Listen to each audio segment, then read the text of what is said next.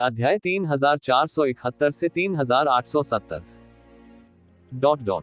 इस समय यिन यांग और सम्राट थोड़े पागल हो गए हैं। सामान्य परिस्थितियों में उसे मारना इतना पागलपन भरा विचार नहीं होगा। दरअसल बादशाह की हत्या करना चाहता है, जो बहुत बड़ा देशद्रोह है। शुरुआत में तू जिवेन ने एक राक्षस सम्राट को मार डाला जो अभी अभी स्वर्ग का सम्राट बना था, जिसने स्पष्ट रूप से स्वर्ग और पृथ्वी के सभी देवताओं की नाखुशी का कारण बना। भले ही यह बाहरी दुनिया में सृष्टि के देवता की घेराबंदी की महान घटना के साथ मेल नहीं खाता, तो जिवेन की स्वर्ग के सम्राट की उपलब्धि इतनी सरल नहीं होगी। मुझे डर है कि उसे एक खूनी युद्ध से गुजरना पड़ेगा और उसके पास स्वर्ग के सम्राट को बढ़ावा देने का कोई मौका नहीं होगा। स्वर्गीय प्राणी के लिए यह मौलिक वर्जित है। जो कोई इस वर्जना को तोड़ना चाहता है वह सभी स्वर्गीय प्राणियों का दुश्मन है। यिन यांग सद्भाव सम्राट को चंद्रमा शहर के सिटी मास्टर का संरक्षण प्राप्त है, लेकिन एक बुरे कुत्ते के लिए ये जिवेन को डांटा, जिससे पहले ही मौके पर सभी स्वर्गीय मास्टर्स की नाराजगी हो गई है। अब उसने उज्ज्वल संत को ये जिवेन को मारने का आदेश दिया, जो वास्तव में मृत्यु के योग्य है। यिन और यांग और संयुक्त सम्राट आखिरकार स्वर्ग नहीं है, और वे स्वर्ग के बीच की वर्जना को नहीं जानते हैं। सम्राट को शरीर से निर्देश देना बड़ा वर्जित है। यदि वे स्वर्ग को मार डालते हैं तो वह मृत्यु के अधिक योग्य है।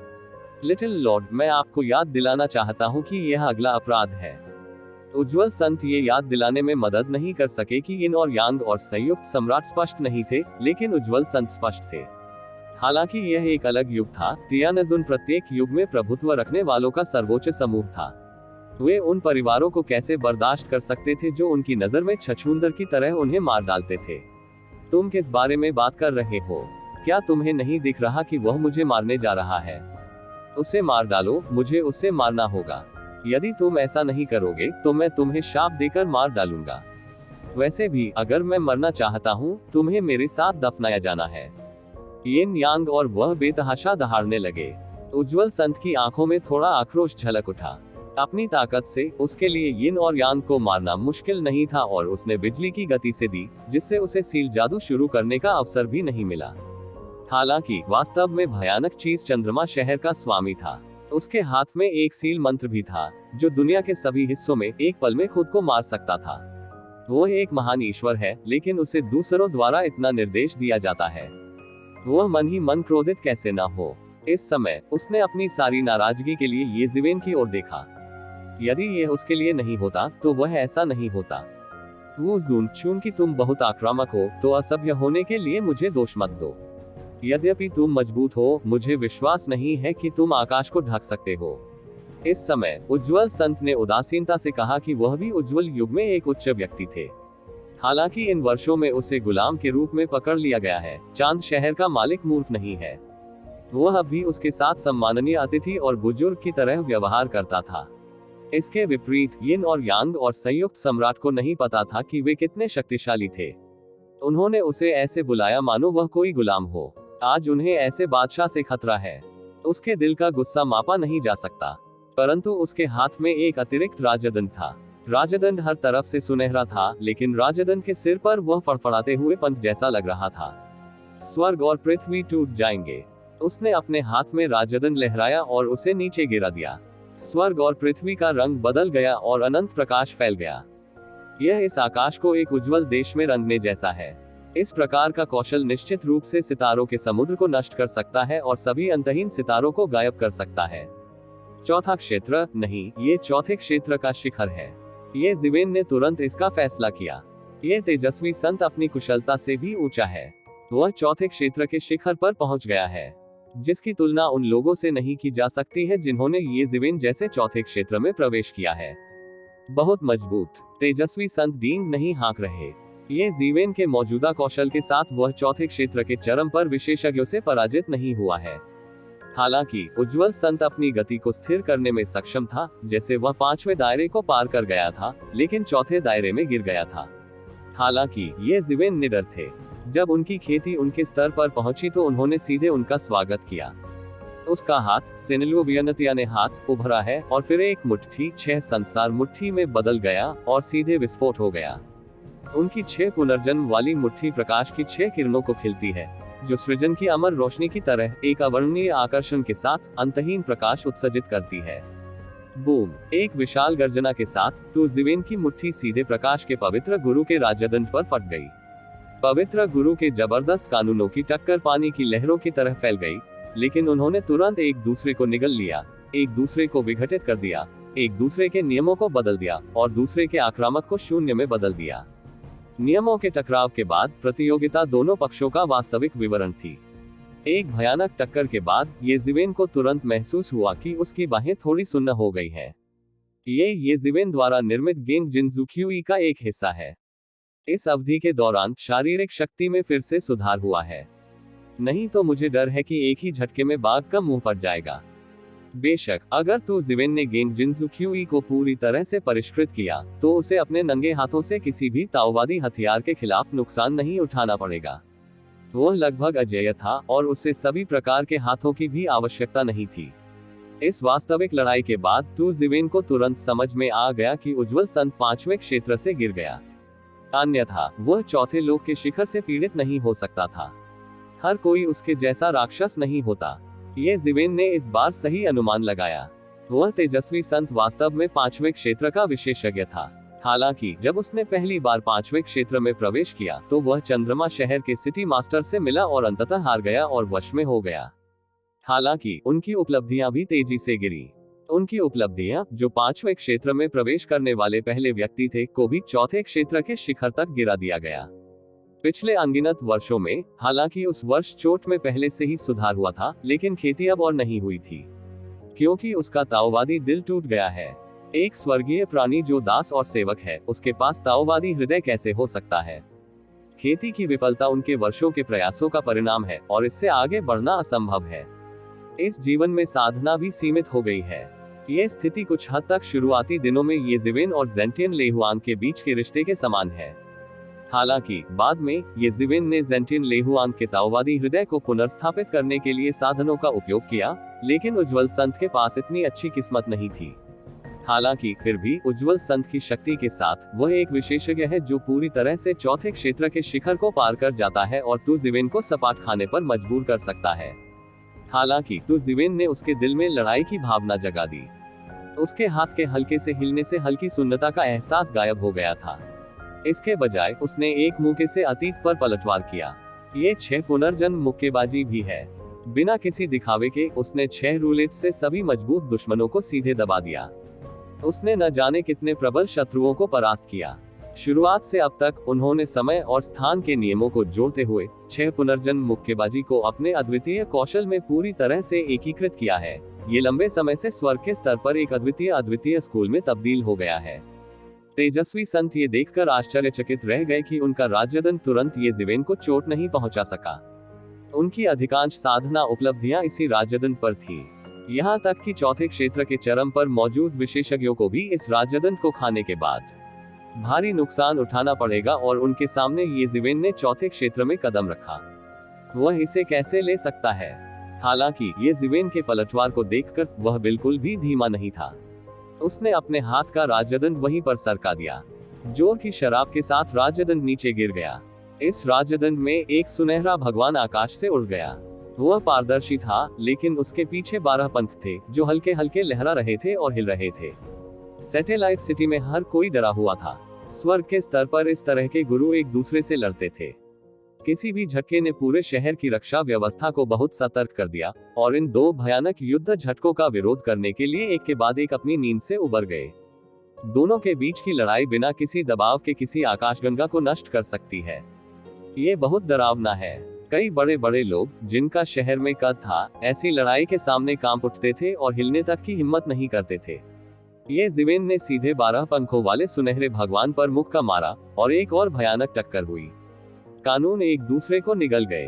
हर कोई देख सकता था कि कानून उभरे हैं और अभी भी नग्न आंखों से बदल रहे हैं।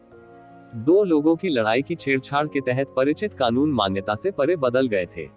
ये सचमुच भयानक था। 12 पंखों वाली सुनहरी कलाकृतियों का शरीर एक अजीब कानून के साथ हिल गया और प्रकाश के एक चक्र को हिलाकर रख दिया, जिसने ये जिवेन की 6 संसार मुक्केबाजी की मुक्केबाजी ताकत को बिना किसी निशान के नष्ट कर दिया। वो जून, आपकी खेती अच्छी है। दुर्भाग्य से आप इतने आक्रामक हैं, लेकिन आपने अपने लिए एक अभिशाप लगाया है। आपने उनके शब्द भी सुने हैं। आज आपकी मृत्यु तिथि है। कोई दुर्घटना नहीं होगी। मेरी तुलना में आप हैं अभी भी बहुत पीछे है। राजदंड धारण करने वाला प्रकाश का पवित्र स्वामी अत्यंत प्रतिष्ठित है, जैसे कोई निर्माता स्वर्ग और पृथ्वी के बीच चल रहा हो। वह गंभीर लग रहा है। उसके पीछे फूट रही 10,000 मिली रोशनी में ऐसा लगता है मानो कोई देवता संस्कृत में गा रहा हो और मिली रोशनी की हर किरण में प्राचीन दिव्य ग्रंथों का पाठ कर रहा हो। यह इस दुनिया की किसी भी भाषा से अलग है। यह उनके उज्जवल युग से संबंधित पाठ और भाषा है जो उनके उज्जवल युग के मार्ग को दर्ज करता है। तुम मुझे मारना चाहते हो, ये जिवेन ने बस बेहोश होकर कहा। तुम्हें मारने के लिए नहीं, तुम्हें मारने के लिए। तेजस्वी संत ने सरलता से उत्तर दिया कि उन्होंने सृष्टि के देवता की हत्या के भयानक परिणामों के बारे में नहीं सोचा, क्योंकि वह जानते थे कि चाहे उन्होंने कुछ भी किया हो, चंद्रमा शहर के भगवान को उसके लिए भुगतान करना होगा या उसके बेटे के लिए जिम्मेदार होगा, और उसे बस मारना है। जहां तक चांद शहर के भगवान के लिए लाई गई परेशानी का सवाल है, उन्हें इसकी कोई परवाह नहीं थी, और यहाँ तक कि उनके दिल में कुछ खुशी भी थी। यही एकमात्र चीज थी जो वह कर सकता था। यदि आप मुझे मारना चाहते हैं, हाँ, यह आपकी क्षमता पर निर्भर करता है। ये जिवेन अपनी तलवार की भौहों के साथ उल्टा खड़ा था। वह क्रोधित आंखों से किंग कांग जैसा लग रहा था। उसके काले बाल उड़ रहे थे और उसकी शक्ति आसमान छू रही थी। ये शिवेन की आंखें फूट गईं। एक शक्तिशाली प्रतिद्वंद्वी के सामने भी वह हतोत्साहित नहीं हुए। इसके विपरीत वह और अधिक उत्साहित और निडर था। इतने शक्तिशाली प्रतिद्वंद्वी को जिस पर भारी कर दिया था, वह चाकू की धार तेज करने के लिए उपयुक्त वस्तु थी। दुनिया में तुम जिवेन में ऐसा साहस है। प्रकाश के पवित्र गुरु ने प्राचीन ग्रंथों का पाठ किया। हर बार जब वह एक वाक्य पढ़ता था, तो आतंक की शक्ति उसके शरीर से बाहर निकल जाती थी और अनंत प्रकाश में बदल जाती थी, जो और भी मजबूत, अत्यंत भयानक हो जाती थी। जबरदस्त कानून धरती पर पारे की तरह फैल गए और भयानक हमलों में बदल गए। वे लहरों की तरह हैं, एक के बाद एक, और एक परत दूसरी से भी अधिक भयानक है। ये कुछ उस कौशल जैसा है जो ये जिवेन ने आउटलैंड से सीखा था। प्रचंड लहरें 5 बार ओवरलैप होती हैं, एक परत के बाद दूसरी परत और एक परत के बाद दूसरी। ये कौशल सम्राट के दायरे में भयानक है, परत दर परत ओवरलैप करते हुए यह अपनी युद्ध प्रभावशीलता से कहीं अधिक बड़े आक्रमण बल को भी विस्फोटित कर सकता है। हालांकि स्वर्ग के क्षेत्र में यह एक सामान्य तकनीक है। सम्राट में भयंकर लहर 5 ओवरलैपिंग एक रहस्य बन जाएगी जो फैलती नहीं है। इसका कारण यह है कि यह एक गुप्त विधि है जो सीमा से परे जाती है, किसी की अपनी युद्ध शक्ति की सीमा से परे टूट जाती है और स्वर्ग की शक्ति का उपयोग करती है। हालांकि स्वर्ग के सम्राट के दायरे में ये सीमा राज्य आसानी से पार हो जाता है, क्योंकि स्वर्ग का सम्राट नियमों को बदल सकता है और सीमाएं नियमों द्वारा निर्धारित की जाती है। हालांकि यदि नियम बदल भी दिए जाएं, तो मूल सीमाओं को तोड़ना बहुत आसान है। इसीलिए सम्राट को चुनौती नहीं दे सकता था, क्योंकि सम्राट आसानी से सम्राट की आतंकवादी युद्ध शक्ति का दर्जनों या सैकड़ों गुना विस्फोट कर सकता था। ये जिवेन सफल होने में सक्षम थी। अपने स्वयं के कौशल के अलावा, जिसने साधारण शिखर सम्राट को कई बार विस्फोटित किया था, एक सम्राट भी था जिसने अभी सम्राट के दायरे में कदम रखा था और सम्राट के दायरे के कई साधनों और रहस्यों में महारत हासिल नहीं की थी। केवल लड़कर ये जिवेन के साथ अपनी युद्ध प्रभावशीलता के साथ, वह अंततः त्यानजुन तलवार क्यूई से मारा गया, जिसे ये जिवेन ने अंततः एकत्र किया और अंततः ये जिवेन को एक मौका दिया। इनमें बहुत सारे कर्म और संयोग हैं और इन्हें दोबारा दोहराने की बिल्कुल भी संभावना नहीं है। भयंकर लहरें केवल 5 गुना और उनकी युद्ध शक्ति से 5 गुना अधिक होती है। हालांकि अब प्रकाश का पवित्र स्वामी लापरवाही से दर्जनों भयानक युद्ध शक्ति को ओवरलैप कर रहा है। ये जिवेन को मारने का यह एक वास्तविक कौशल है। केवल इसी माध्यम से आप मुझसे निपटना चाहते हैं। मुझे डर है कि यह पर्याप्त नहीं है। युद्ध शक्ति आरोपित है। सम्राट के लिए ये सिर्फ एक बुनियादी गुण है। ये जिवेन जोर से हंस पड़ी। वह बिल्कुल भी नहीं डरा। वह सीधे उनसे मिला और मुके से युद्ध किया। हालांकि वह अभी टक्कर में नीचे की ओर था। प्रत्येक टकराव के साथ उसे उज्जवल युग के रास्ते और कुछ साधनों की गहरी समझ होती है। ये जिवेन के हाथ में अभी भी उसके कार्ड हैं। उसके कार्ड सामने आने से पहले वह उसे अच्छा भुगतान भी कर सकता है। साथ ही ये जिवेन की अर्थ सफल नैतिक भावना भी पूरी तरह से विश्व वृक्ष में एकीकृत हो गई है और विश्व वृक्ष पर विश्व वृक्ष का फल भी तेजी से परिपक्व होने लगा है, मानो हर सेकंड सैकड़ों वर्षों की तरह पागलपन से बढ़ रहा हो। इससे फलों की सुगंध प्रकट होने लगी। ये जिवेन ही थे जिन्होंने विश्व वृक्ष फल को पकाने के लिए योग्यता की भावना का उपयोग किया और यहाँ तक कि लंबे समय तक इंतजार किए बिना मूल विश्व वृक्ष फल को और अधिक जादुई बना दिया। ये योग्यता क्यूई के अद्भुत कार्यों में से एक है। इस कार्ड के साथ ये जीवेन आत्मविश्वास से भरपूर है। दुनिया के फल के परिपक्व होने की प्रतीक्षा की अवधि के दौरान ये जीवेन को प्रकाश के पवित्र गुरु के साथ अपने शरीर का सम्मान करने में कोई आपत्ति नहीं है। Boom boom boom. उज्जवल संत सृष्टि देव के समान चमक रहा है। उसके पास सृजन और विनाश की शक्ति है। वह पर्वत के समान निश्चल है। वह सिर्फ 12 पंखों वाला सोने का भगवान है। स्वर्ग और पृथ्वी का दमन करो। गैदाए के युद्ध के देवता की तरह ये जीवेन ने एक पागल हमला किया। हालांकि दृश्य नुकसान में पड़ गया और प्रकाश के पवित्र भगवान की रक्षा के माध्यम से नहीं टूट सका। लेकिन प्रकाश के पवित्र स्वामी थोड़ी देर के लिए ये जीवेन की मदद नहीं कर सके। हम केवल ये देख सकते हैं कि ये शीवेन आगे बढ़ते रहे। ये जीवेन का आक्रमण हिंसक और शक्तिशाली है। भले ही गुआंगमिंग पवित्र जुनवेन ये जीवेन से आगे निकल गया हो, हम उसे नहीं जीत सकते। हम केवल तू जीवेन की युद्ध शक्ति को बहुत अधिक बढ़ते हुए देख सकते हैं। इस समय महल में लबादा पहने भूत वही खड़ा रहा और आकाश में लड़ रहे 2 लोगों को देखता रहा, लेकिन उसका दिल खुला था। जानकारी के अनुसार ये जीवेन वू जून सिर्फ एक नया भगवान है। वह केवल 10,000 वर्षों से ताओवादी है। यह एक चमत्कार है कि वह इस बिंदु तक विकसित हो सकता है। अंत में इसमें कुछ अंतर है। वू दाओ का युग। ऐसी प्रतिभा भी एक ऐसी शख्सियत है जिसका प्राचीन काल से बाहर आना मुश्किल है। दुर्भाग्य से ये यही गिरने वाला है। वह जो सोच रहा है वह ये है कि 1 मिनट रुकिए, अगर प्रकाश के पवित्र गुरु ये जीवेन को नहीं जीत सकते तो क्या वह मदद करेंगे, क्योंकि उन्होंने देखा है कि प्रकाश के पवित्र गुरु की ताकत वास्तव में ये जीवेन से पूरी तरह से बेहतर है। लेकिन आप जीवेन भी मजबूत है। यदि प्रकाश का पवित्र स्वामी इस लाभ को पूर्ण अंतर में बदलना चाहता है ताकि ये जीवेन को मार डाला जा सके, तो यह इतना आसान नहीं है।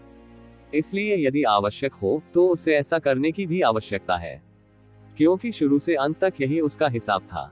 जब तक उज्जवल संत वुजून को मारता है, चंद्रमा शहर के सिटी मास्टर और पूर्वी तियानजुन के बीच विरोधाभास को छिपाया नहीं जा सकता है। इससे 10 दिव्य शहरों और सृजन के देवता के बीच चौतरफा टकराव भी हो सकता है। जी, उस समय उनकी सभी धर्मयुद्ध योजनाएं धरी की धरी रह जाएंगी, ताकि हमारे लिए सबसे महत्वपूर्ण समय जीत सके।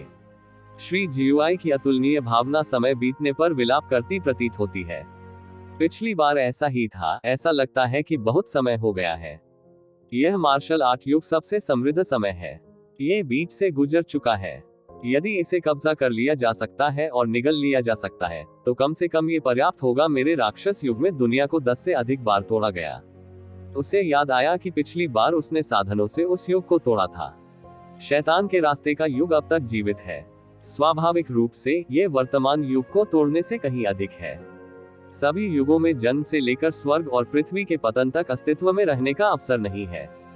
कुछ पर आधे से भी कम कब्जा किया गया है और स्वर्ग का मार्ग पूरी तरह से विकसित नहीं किया गया है। और ये नष्ट हुए युग पोषण प्रदान करते हैं ताकि ये प्राचीन युग बार बार स्वर्ग और पृथ्वी के पतन से बच सके। ये युग प्रतिस्पर्धा की क्रूरता है। भाग्य के सम्राट के चले जाने के बाद अनगिनत वर्षों में उन्होंने अंततः एक अंतर खोल दिया और बिल्कुल भी हार नहीं मान सकते।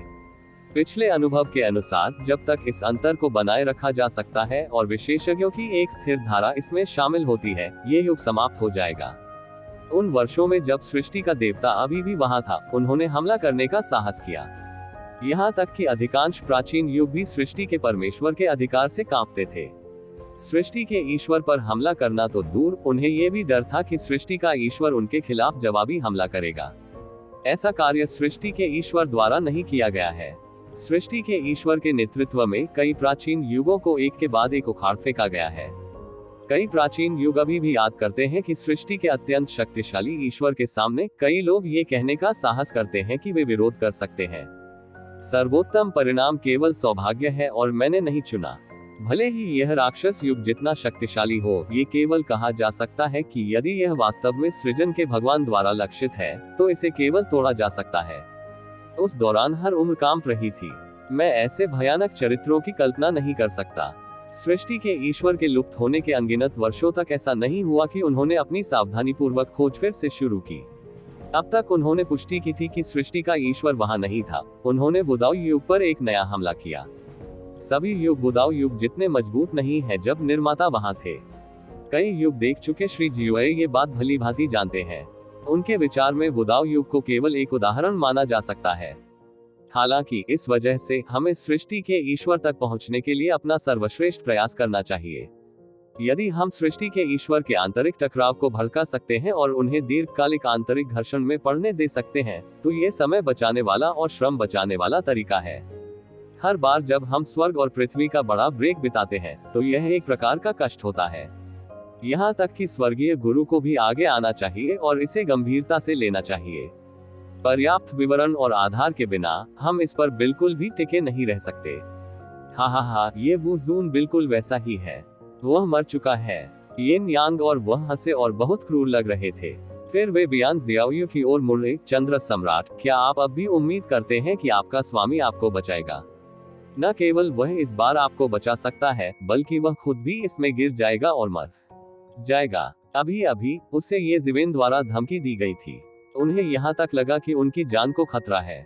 एक बार जब इसे हटा दिया गया, तो सारा अहंकार और चिड़चिड़ापन अचानक बाहर आ गया। जब से उनका जन्म हुआ है, तब से उन्हें कभी इतनी खतरनाक स्थिति का सामना नहीं करना पड़ा। स्वर्ग की एक मूर्ति के पास उसे मारने का दिल है, और यहाँ तक कि वह उसे जोर से मार भी सकती है, या यहाँ तक कि भगवान के दिमाग से उसे मार भी सकती है। उस क्षण वह भी निराशा में था। अब वह अच्छे मूड में था जब उसने उज्जवल संत को बढ़त हासिल करते देखा। इसे एक ही बार में निकाल दिया गया। यहाँ तक कि एक स्वर्गीय प्राणी भी उसकी आंखों में डरने के लिए पर्याप्त नहीं था। वह तुम्हें मार डालेगा, बियान जियाओयू ने तिरस्कार के साथ कहा। उसका चेहरा पीला पड़ गया था, लेकिन उसके चेहरे पर जरा सा भी तिरस्कार छिपा नहीं था। चुप रहो। येन यांग सद्भाव के सम्राट घबरा गए और फिर से कहा। इस समय आकाश के ऊपर अंतहीन अराजकता में दो लोगों के बीच लड़ाई सफेद गर्म चरण में पहुंच गई है। भले ही दो स्वर्गीय स्वामी बहुत दूर हैं और सीमा और सरनी द्वारा संरक्षित हैं, फिर भी उन्हें लगता है कि पूरे शहर महाद्वीप की भूमि हिंसक रूप से हिल रही है और युद्ध का परिणाम अतुलनीय रूप से भयानक है। इसका कोई फायदा नहीं है वुजुन। आप कब तक रुक सकते हैं? पूर्ण ताकत के अंतर के तहत आप पलट नहीं सकते। बस अपने हाथ पकड़े और इसे पकड़ ले। मैं चौथे क्षेत्र में अजेय हूँ। तेजस्वी संत ऐसे चिल्लाए मानो ये शिवेन को जगा रहे हो। वास्तव में उज्जवल संत की दहाड़ का सामना करते हुए ये जिवेन बस ठंडे स्वर में मुस्कुराए और ठंडे स्वर में पूछा, आप जिद्दी हैं। मैं आपकी ताकत जानता हूँ। ये चौथे क्षेत्र के शिखर के समान है, लेकिन आप मुझसे बहुत दूर हैं। प्रकाश संत, यद्यपि उसे नीचे गिरा दिया गया था, कम से कम चौथे क्षेत्र में वह जय था जो उसका वास्तविक विश्वास था। आप ही वह व्यक्ति हैं जो वास्तव में जिद्दी हैं और वास्तविकता को नहीं पहचान सकते। ये जिवेन जोर से चिल्लाया और उसके शरीर से एक भयानक रोशनी निकली। समय और स्थान की शक्ति उसके चारों ओर प्रकट हुई और फिर ऊपर और नीचे लहराते हुए एक एक करके मुड़ती गई, जो अतुलनीय रूप से शानदार थी। उसकी हथेली थोड़ी सी मुड़ी और उसकी हथेली पर एक फल दिखाई दिया। फल से रहस्यमयी कानूनों की सांस और यहाँ तक कि योग्यता की गंध भी आ रही थी। ये सचमुच एक पवित्र उत्पाद था, अकल्पनीय। लंबे समय तक इंतजार करने के बाद योग्यता की भावना के उत्प्रेरक के तहत विश्व वृक्ष फल अंततः परिपक्व हो गया। अर्थ सफल पुण्य की भावना का केवल एक भाग ही विश्व वृक्ष के फल को पकाने के लिए उपयोग किया जाता है, और अधिक को विश्व वृक्ष और विश्व वृक्ष फल में पूरी तरह से एकीकृत किया जाता है, ताकि इस विश्व वृक्ष फल में योग्यता की भावना भी शामिल हो, जो इस दुनिया को बनाती है। पेड़ का फल ये शिवेन द्वारा खाए गए फल से भी अधिक अद्भुत। लगभग सहज रूप से प्रकाश के पवित्र स्वामी को लगा कि ये जिवेन की हथेली पर दिखाई देने वाला विश्व वृक्ष फल असामान्य था। वह बस इसे रोकना चाहता था, लेकिन तब तक बहुत देर हो चुकी थी। ये जिवेन ने विश्व वृक्ष के फल को चुटकी से दबाया और फोड़ दिया, और फिर विश्व वृक्ष का फल ऊर्जा की एक विशाल बाढ़ में बदल गया और अचानक ये जिवेन के शरीर में प्रवाहित हो गया। ये जिवेन में क्यूई और रक्त फिर से भर गया और फूट गया। अभी अभी कई भयानक टक्करों ने ये जिवेन की क्यूई और रक्त को अपर्याप्त बना दिया है। आखिरकार ऐसा प्रतीत नहीं होता कि तुम जिवेन को प्रत्येक झटके के साथ बहुत कुछ खोना है, लेकिन क्यूई और रक्त का नुकसान वास्तविक था। अब क्यूई और रक्त की हानि एक ही बार में पूरी हो गई है। इसके अलावा तो जिवेन की सांसें मजबूत और अधिक भयानक होती जा रही हैं। उसका क्यूई और रक्त सीधे ब्रह्मांड में टूट गया। अराजकता को तोड़ते हुए, इस युग की बेड़ियों को लगभग तोड़ते हुए, हर जगह स्वर्ग के भगवान का कानून बढ़ रहा है और बह रहा है, जो वास्तव में भयानक है। यह है, हालांकि उज्जवल संत को नहीं पता था कि ये जिवेन ने किस तरह का फल निगल लिया है, लेकिन वह अब भी एक बात जानता है। वो ये जीवेन को इस तरह जारी नहीं रहने दे सकता, क्योंकि इससे ये जीवेन की ताकत में सुधार हो सकता है। भले ही यह अस्थायी हो, ये बहुत खतरनाक है। ये जीवेन से निपटना पहले से ही बहुत मुश्किल था। यदि उसे आगे पदोन्नत किया जाता है तो भी उसे यकीन नहीं है कि वही ये जीवेन को जीत सकता है। दोनों पक्षों ने यहाँ लड़ाई की है और शिकायतों को समाप्त नहीं किया जा सकता है। यदि तू जीवेन को नीचे नहीं गिराया जा सकता या मारा भी नहीं जा सकता, तो भविष्य की परेशानी बिल्कुल अकल्पनीय है। एक पल में उसने एक निर्णय लिया, सीधे अपना हाथ उठाया, राजदंड पकड़ लिया, थोड़ा कांप गया और फिर अचानक नाचने लगा। ये ऑप्टिमस प्राइम की तरह गिर गया। यह न केवल उनका स्वर्गीय ताओवादी हथियार है, बल्कि उनका सबसे शक्तिशाली साधन भी है। वह लगभग एक ही बार में सारी अराजकता को तोड़ देगा। अनगिनत वर्षों में पहली बार यह उनकी पूरी ताकत है। ऐसे आतंकवादी हमले के सामने ये जीवेन बिल्कुल भी नहीं डरे। वह भी एक कदम में बाहर निकला, सीधे सार का एक कौर थूक दिया और फिर सार को मुट्ठी से मारा। इस महत्वपूर्ण ऊर्जा ने ये जीवेन की बाह को लपेट लिया, पूरी तरह से एक भयानक झटका में बदल गया, एक विशाल तूफान का गठन किया और अचानक राजदंड पर गिर गया। कब एक विशाल गर्जना फैल गई। दोनों पक्ष बराबरी पर थे। ये जीवेन के क्यूई और खून के विस्फोट के आशीर्वाद से दोनों पक्ष पहली बार बराबरी पर पहुंचे, जो कि दोनों के बीच लड़ाई के बाद पहली बार था। कौशल और क्षेत्र में ये जीवेन की कमजोरी इस समय पूरी तरह से पूरी हो गई थी। विश्व वृक्ष फल की विशाल ऊर्जा के सहयोग से ये जीवेन का कौशल हर मिनट और हर सेकंड में प्रवेश कर रहा है, और दुनिया पेड़ों और फलों के बीच है। कानून के अनगिनत रास्ते भी हैं, जो सभी भगवान के हैं। योग्यता की भावना की मदद से इसे समझना और आधे प्रयास में दोगुना परिणाम प्राप्त करना आसान हो जाता है। लेकिन थोड़े ही समय में ये जीवेन में बहुत सुधार हुआ है। इस परिवर्तन को प्रकाश के पवित्र गुरु ने तुरंत महसूस कर लिया। मूल रूप से ये जीवेन अपने ही हमले में कुछ भी नहीं था और फिर भी पूरी तरह से हार गया था। अब वह स्वयं से लड़ने में सक्षम था। हालांकि वह क्यूई और रक्त की शक्ति से ऐसा करने में सक्षम था, ये पहले से ही एक बेहद खतरनाक संकेत था। यदि तुम ऐसे ही आगे बढ़ते रहे तो तुम उससे आगे निकल जाओगे। मूल रूप से उन्हें विश्वास था कि चौथे क्षेत्र में कोई दुश्मन नहीं है, लेकिन कई लड़ाइयों के बाद उन्हें कुछ संदेह भी हुआ। हालांकि वह अजेय है, तो जीवेन को लेना इतना आसान नहीं है। इससे पहले कि वह उस फल की शक्ति का चरम तक उपयोग करे, उसे रोकना होगा और उसे मार डालना होगा। इसके बारे में सोचने के बाद प्रकाश के पवित्र स्वामी ने तुरंत अपना मुंह खोला और एक के बाद एक रून उसके मुंह से बाहर निकल गए। ये संबंध बहते पानी की तरह बन गया और पूरे ब्रह्मांड में फैल गया। ये रून एक के बाद एक संघनित होते हैं और फिर एक शास्त्र बनाते हैं। निर्माण के क्षण में ये पाठ एक उज्जवल देश में बदल जाता है, जो अनंत दुनिया में स्वर्ग है, सभी आत्माओं का स्वामित्व है, और वह देश है जहां सर्वोच्च निर्माता भगवान रहते हैं। उस शक्तिशाली और अतुलनीय रूप से उज्जवल देश ने धीरे धीरे आकार लिया, अंतरिक्ष के हर इंच में उकेरा, ब्रह्मांड में अराजक गैस को स्थिर किया और फिर इंच दर इंच ये जीवेन की ओर खिसक गया। ये बहुत धीमा लग रहा था, लेकिन वास्तव में ये बहुत तेज था और सीधे ये जीवेन पर गिरा। ब्रह्मांड का पूरा स्थान स्थिर हो चुका है, दंगों की अराजक गैस भी इसका अपवाद नहीं है। ये जीवेन की सांसें पूरी तरह ठीक हो गई है। इस उजले देश के सामने से कोई नहीं बच सकता। प्रकाश की प्रत्येक किरण में एक उज्जवल इच्छाशक्ति समाहित है, जो ये जीवेन के अपराध की निंदा करती प्रतीत होती है। स्वर्ग और पृथ्वी की हर चीज दोषी है। धर्म परिवर्तन ही पाप को धो सकता है। हालांकि ऐसी उज्जवल इच्छाशक्ति का ये जीवेन पर कोई प्रभाव नहीं पड़ सका। यहाँ तक कि उसके राक्षसों को भी उसके द्वारा मिटा दिया गया था। इच्छाशक्ति के इस स्तर के प्रभाव का तो जिक्र ही नहीं किया गया। उसकी सांसें और तेज हो गईं। हालांकि उज्जवल देश भयानक था और उसने स्थान तय कर लिया, लेकिन ये जीवेन की गति में सुधार को रोक नहीं सका। ये लगभग सभी बाधाओं और निषेधों को तोड़ती हुई एक जलधारा की तरह थी। गिरते उज्जवल देश का सामना करते हुए ये जीवेन ने एक कदम उठाया।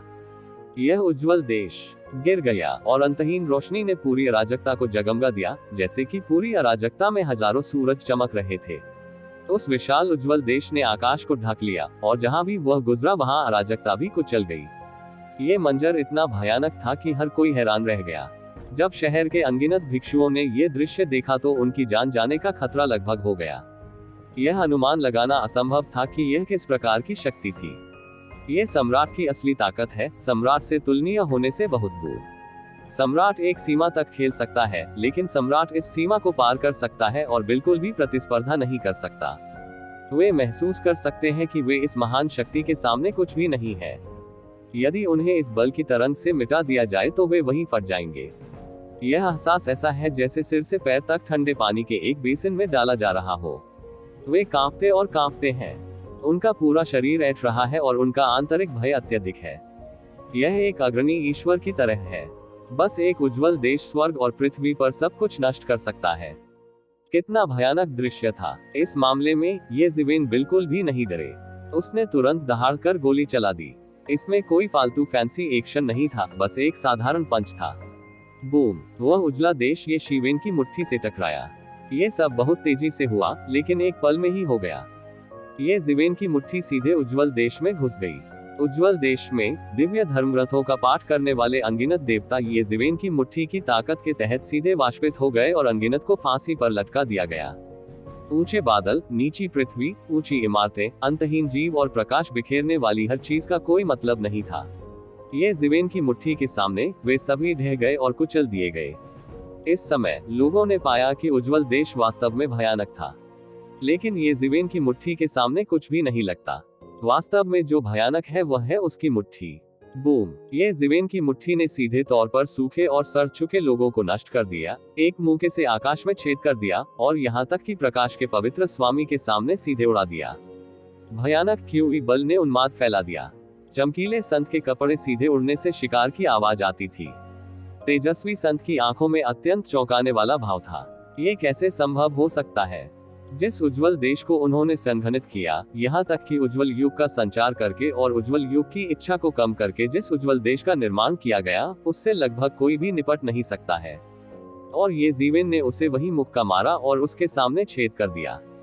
जब उन्होंने प्रतिक्रिया व्यक्त की, तब तक बहुत देर हो चुकी थी और स्थिति बेहद गंभीर थी। ये ज़िवेन की गति बहुत भयानक है। मुझे नहीं पता कि उसके पीछे काले पंखों का एक जोड़ा कब है। ये शैतान का पंख है जो उसकी गति और शक्ति को सीमा तक बढ़ा देता है। इस समय उसे वास्तव में खतरा महसूस हुआ।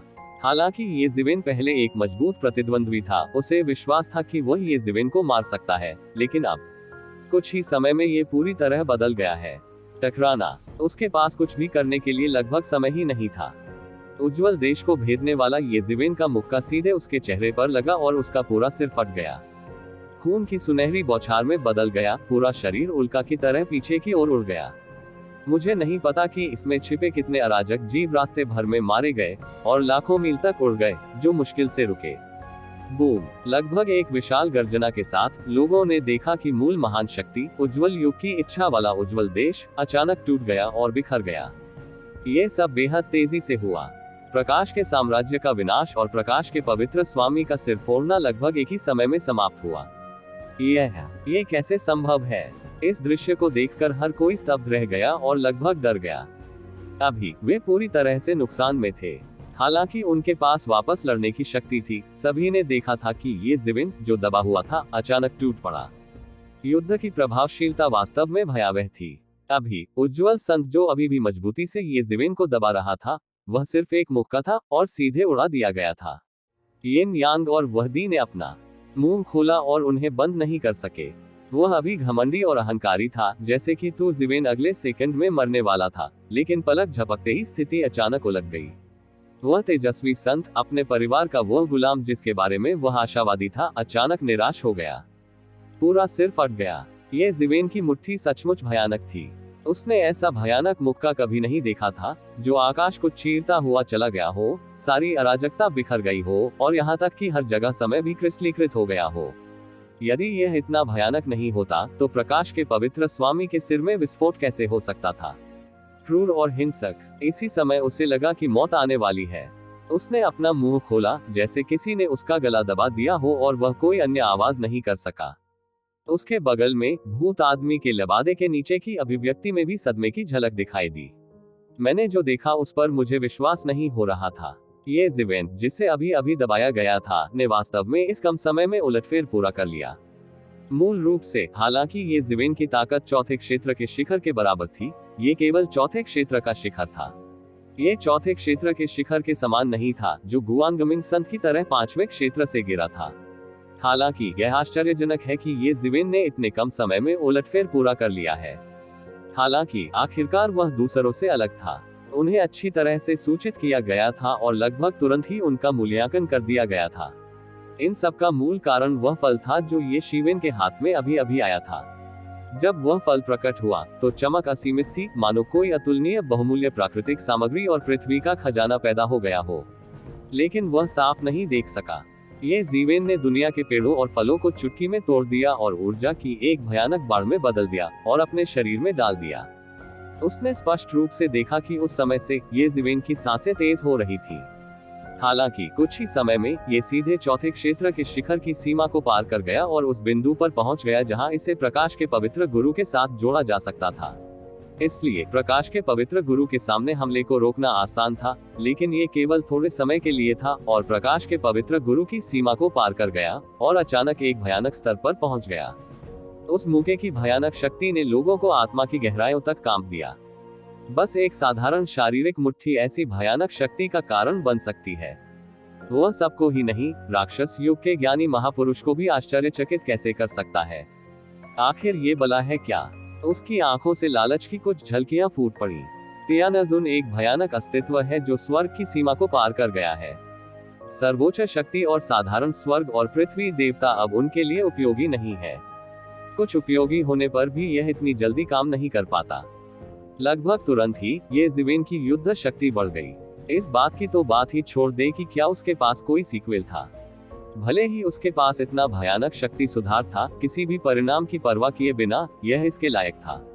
उनके अवलोकन में ये जीवेन, जिनकी ताकत इस बिंदु तक बढ़ गई है, सीमा तक नहीं पहुंची है और अभी भी इंच दर इंच बढ़ रही है। भयानक सांसें सीधे आकाश में दौड़ती हैं, लहरों की तरह वृत्तों में फैलती हैं, एक भयानक क्षेत्र में बदल जाती हैं।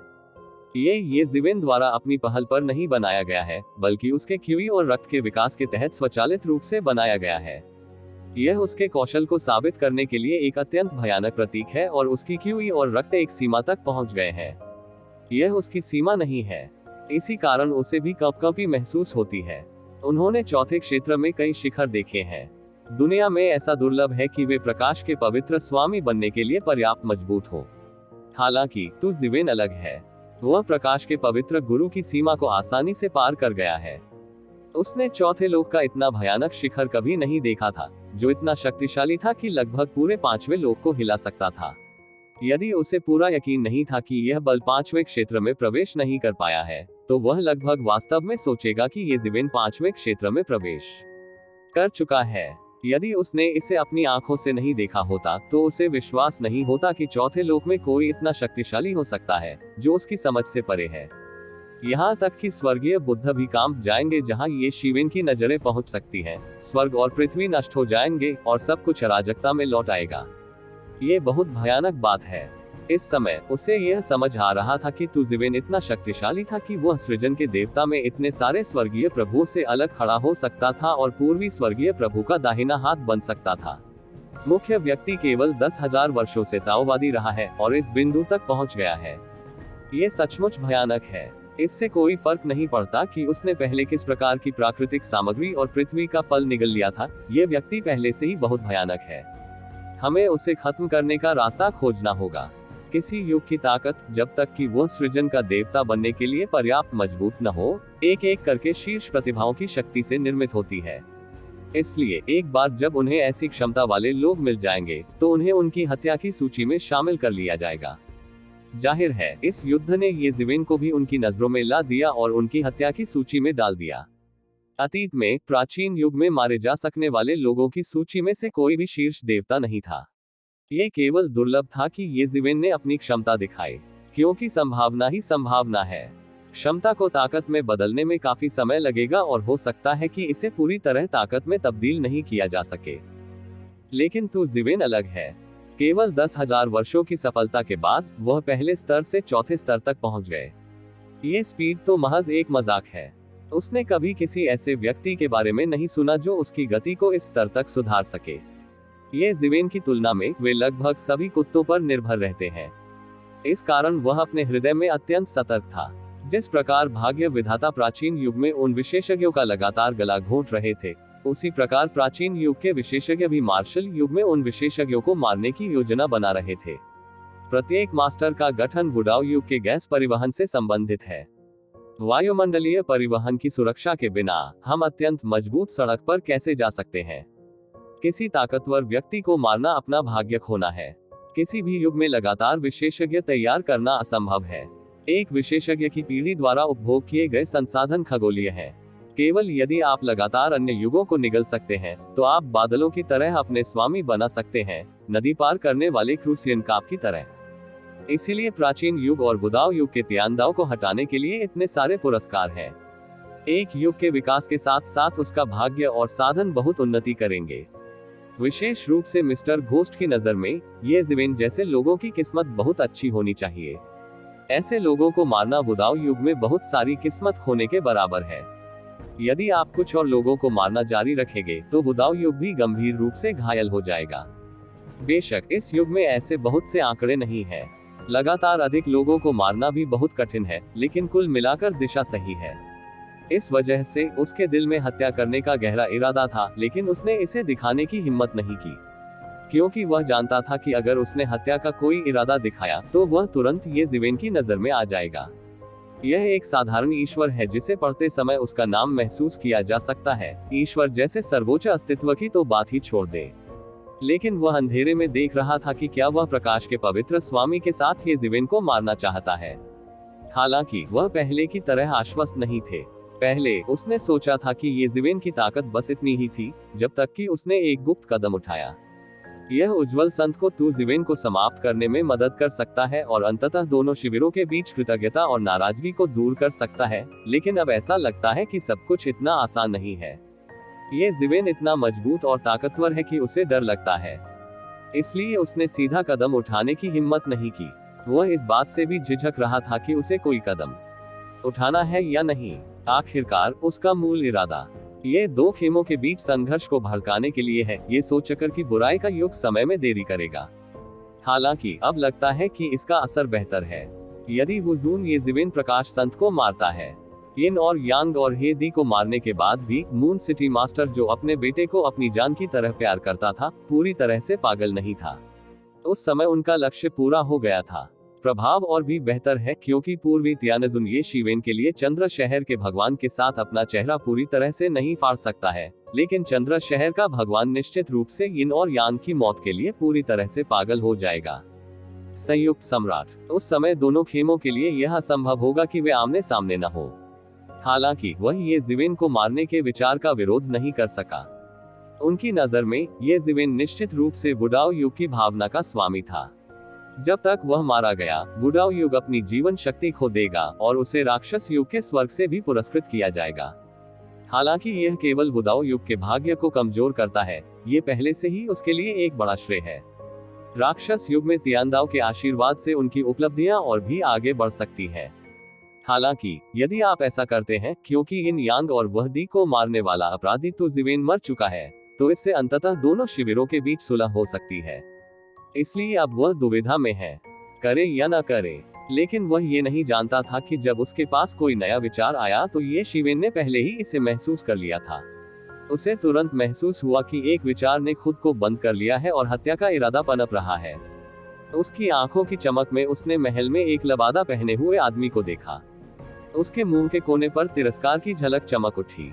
छाया में छिपे दूसरे चूहे को भी सामने आने का साहस नहीं हुआ। हालांकि उसे नहीं पता था कि लबादा वाला आदमी क्या गणना कर रहा था, लेकिन जब से उसने उसकी गणना करने का साहस किया, यह एक मृतंत था। इसके अलावा वह अभी भी यिन और यांग और सम्राट के साथ खड़ा था। मरना और भी जरूरी था। वह संभवतः बियान जियाओयू के अपहरण का साथी था। एक को मारना हत्या है और दो को मारना हत्या है। उसे क्या फर्क पड़ता है? लेकिन तुम जिवेन को यह नहीं पता कि इस बार वह सही नहीं है। लबादा वाला कोई साथी नहीं है, लेकिन वह पर्दे के पीछे है। हालांकि इस समय उसका मन लबादे वाले भूत पर नहीं था, बल्कि दूर से उज्जवल संत को देख रहा था। उसकी आंखें तारा नदी के दूसरी ओर देख सकती थी। समय के अंत में वह आसानी से चोट देख सकता था कि उज्जवल संत धीरे धीरे ठीक हो रहे थे। हालांकि ये जिवेन उसे रोकने के लिए आगे नहीं आए। वह अभी भी इस विश्व वृक्ष फल द्वारा लाई गई अपार शक्ति को पचा रहा था। मूल रूप से उसकी गणना के अनुसार इस विश्व वृक्ष फल को निगलने के बाद वह चौथे क्षेत्र के शिखर पर कदम रखने में कामयाब रहा। फिर भी यह असाधारण था और अनगिनत वर्षों की कठिन खेती को बचा सकता था। लेकिन अब वह चौथे लोक के शिखर पर पहुंच गया है, लेकिन अभी भी कोई रोक नहीं है। उनकी ताकत, उनका दायरा और उनकी गति में अभी भी सुधार हो रहा है। लेकिन इससे भी अधिक अजीब बात यह है कि इसने पांचवें क्षेत्र में प्रवेश नहीं किया। यह तुम जीवेन के बारे में सबसे अजीब बात है। उसके दायरे का सुधार लगातार उसकी अनुभूति को ताजा कर रहा है। वह नहीं जानता कि चौथे क्षेत्र में उन्नयन की इतनी गुंजाइश है। उसका पिछला ज्ञान बहुत सतही है। इस तरह उसकी युद्ध प्रभावशीलता और उसका दायरा बढ़ रहा है, लेकिन यह एक और समस्या भी लाता है, यानी उसके लिए पांचवें दायरे को तोड़ना अधिक कठिन है। यद्यपि उसके दायरे और ताकत में निरंतर सुधार उसकी ताओवादी नींव पर एक ठोस नींव रखने के बराबर है, लेकिन इससे उसके लिए अगले दायरे में प्रवेश करना भी मुश्किल हो जाएगा, जो लगभग ज्यामितीय गुणकों के सुधार को दर्शाता है। लेकिन इस समय तुम जीवेन को इतनी परवाह नहीं थी। कठिनाइयों से पार पाना कठिन था, लेकिन दाऊजी जितने अधिक दृढ़ थे, वे भविष्य में उतनी ही दूर तक जा सकते थे। थोड़े ही समय में वह सामान्य देवता की पहुंच से परे लाखों वर्षों या यहाँ तक कि सैकड़ों लाखों वर्षों तक जाने में सक्षम था। ऐसा इसलिए है क्योंकि उन्होंने जो भी कदम उठाया वह दूसरों की तुलना में अधिक ठोस था, इसलिए कोई अस्थिर नींव नहीं थी और वह सफलता हासिल करने के लिए हर संभव प्रयास कर सकते थे। 10,000 ऊंची इमारतें जमीन से ऊपर उठती हैं।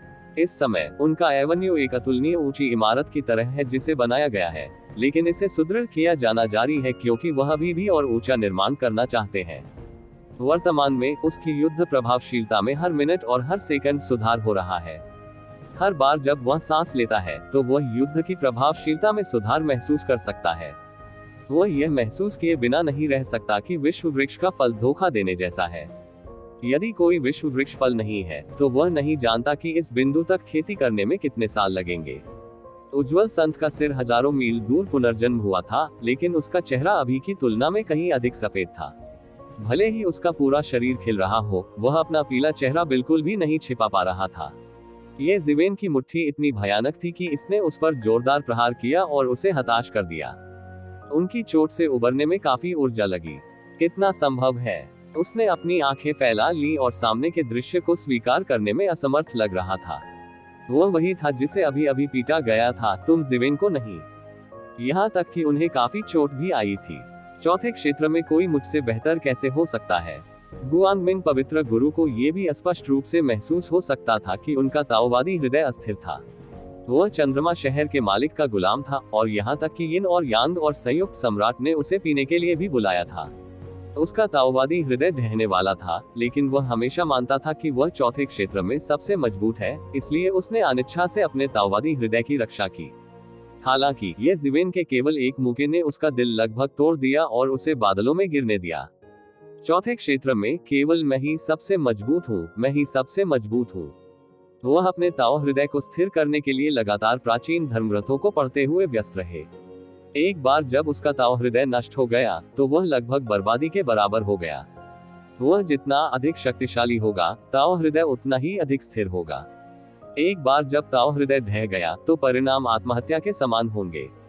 दायरे का पागल पीछे हटना एक छोटी सी बात है, और यहाँ तक कि अपनी खुद की सड़क पर संदेह करना, और पूरा व्यक्ति ढह जाएगा। सबसे मजबूत, इस क्षेत्र में केवल मैं ही सबसे मजबूत हूँ, ये जीवेन ने हंसते हुए कहा। यदि आप अभी भी वास्तविकता को नहीं पहचानते हैं तो मैं तथ्यों को पहचानने में आपकी मदद करूंगा। लोग एक सांस से जीते हैं, खासकर गदाई के मजबूत के लिए। अब तो जीवेन अपनी सांसें लेने जा रहा है। उस समय प्रकाश का पवित्र स्वामी मात्र एक अपशिष्ट होगा। ये देखते हुए कि प्रकाश का पवित्र स्वामी अभी भी क्षेत्र को स्थिर करना चाहता है, तो जीवेन ने दहाड़ लगाई, कदम दर कदम बाहर निकले और फिर से एक मुट्ठी उड़ा दी। इस मुट्ठी को पूरे शरीर के रक्तसार को संघनित करने की आवश्यकता नहीं थी, लेकिन फिर भी अभी मुट्ठी से कहीं अधिक भयानक शक्ति को बाहर लाया, क्योंकि इस समय ये जीवेन का कौशल अधिक मजबूत था।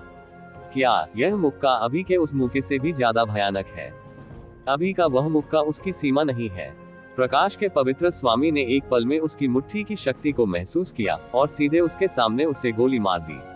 उसे अभी के घूसे से भी अधिक भयानक शक्ति महसूस हुई, जो पिछले घूसे की शक्ति से कहीं अधिक थी। अभी मुक्का तो जीवेन की सीमा नहीं था। यदि वह पहले मुश्किल से कुछ आत्मविश्वास हासिल कर सका था, तो अब ये पूरी तरह से ढह गया है।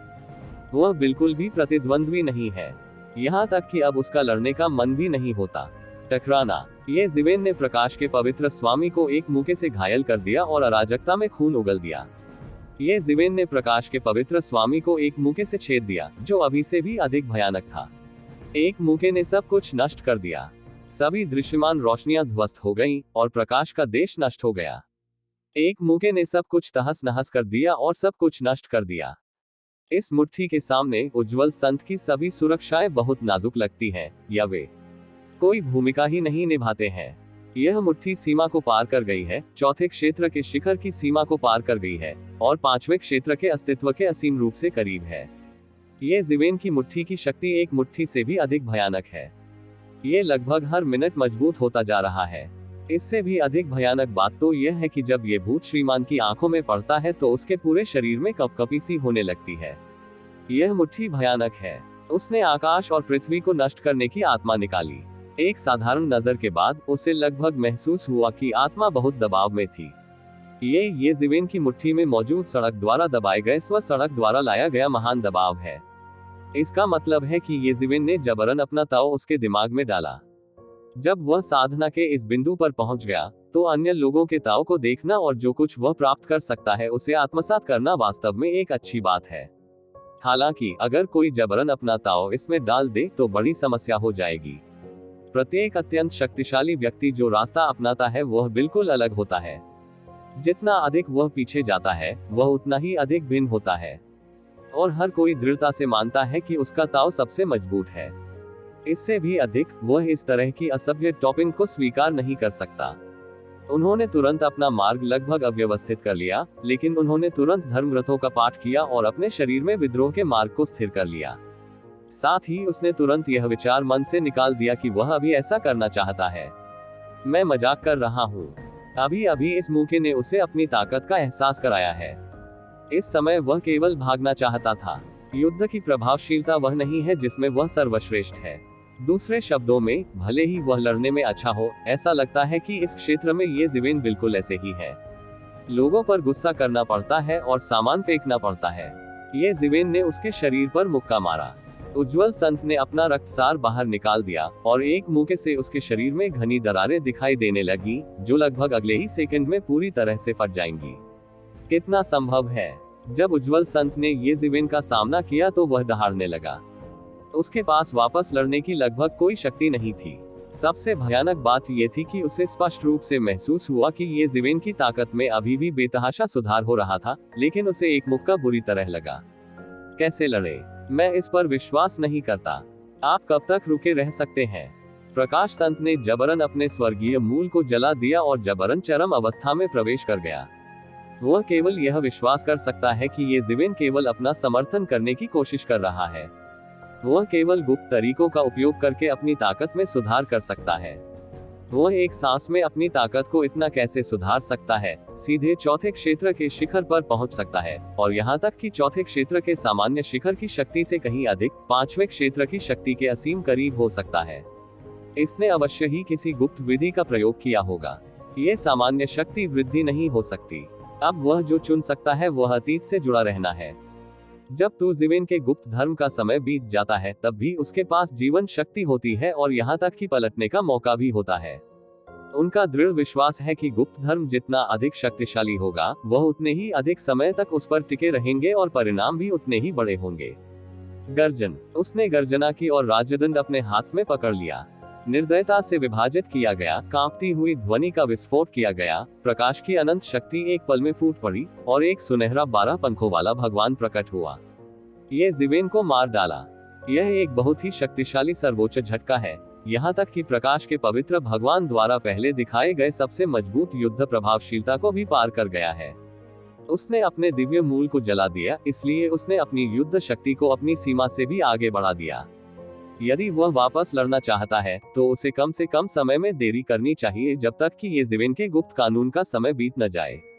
बेशक यह आपकी ताकत को नुकसान पहुंचाएगा, लेकिन ये जिवेन द्वारा सीधे मारे जाने से बेहतर है।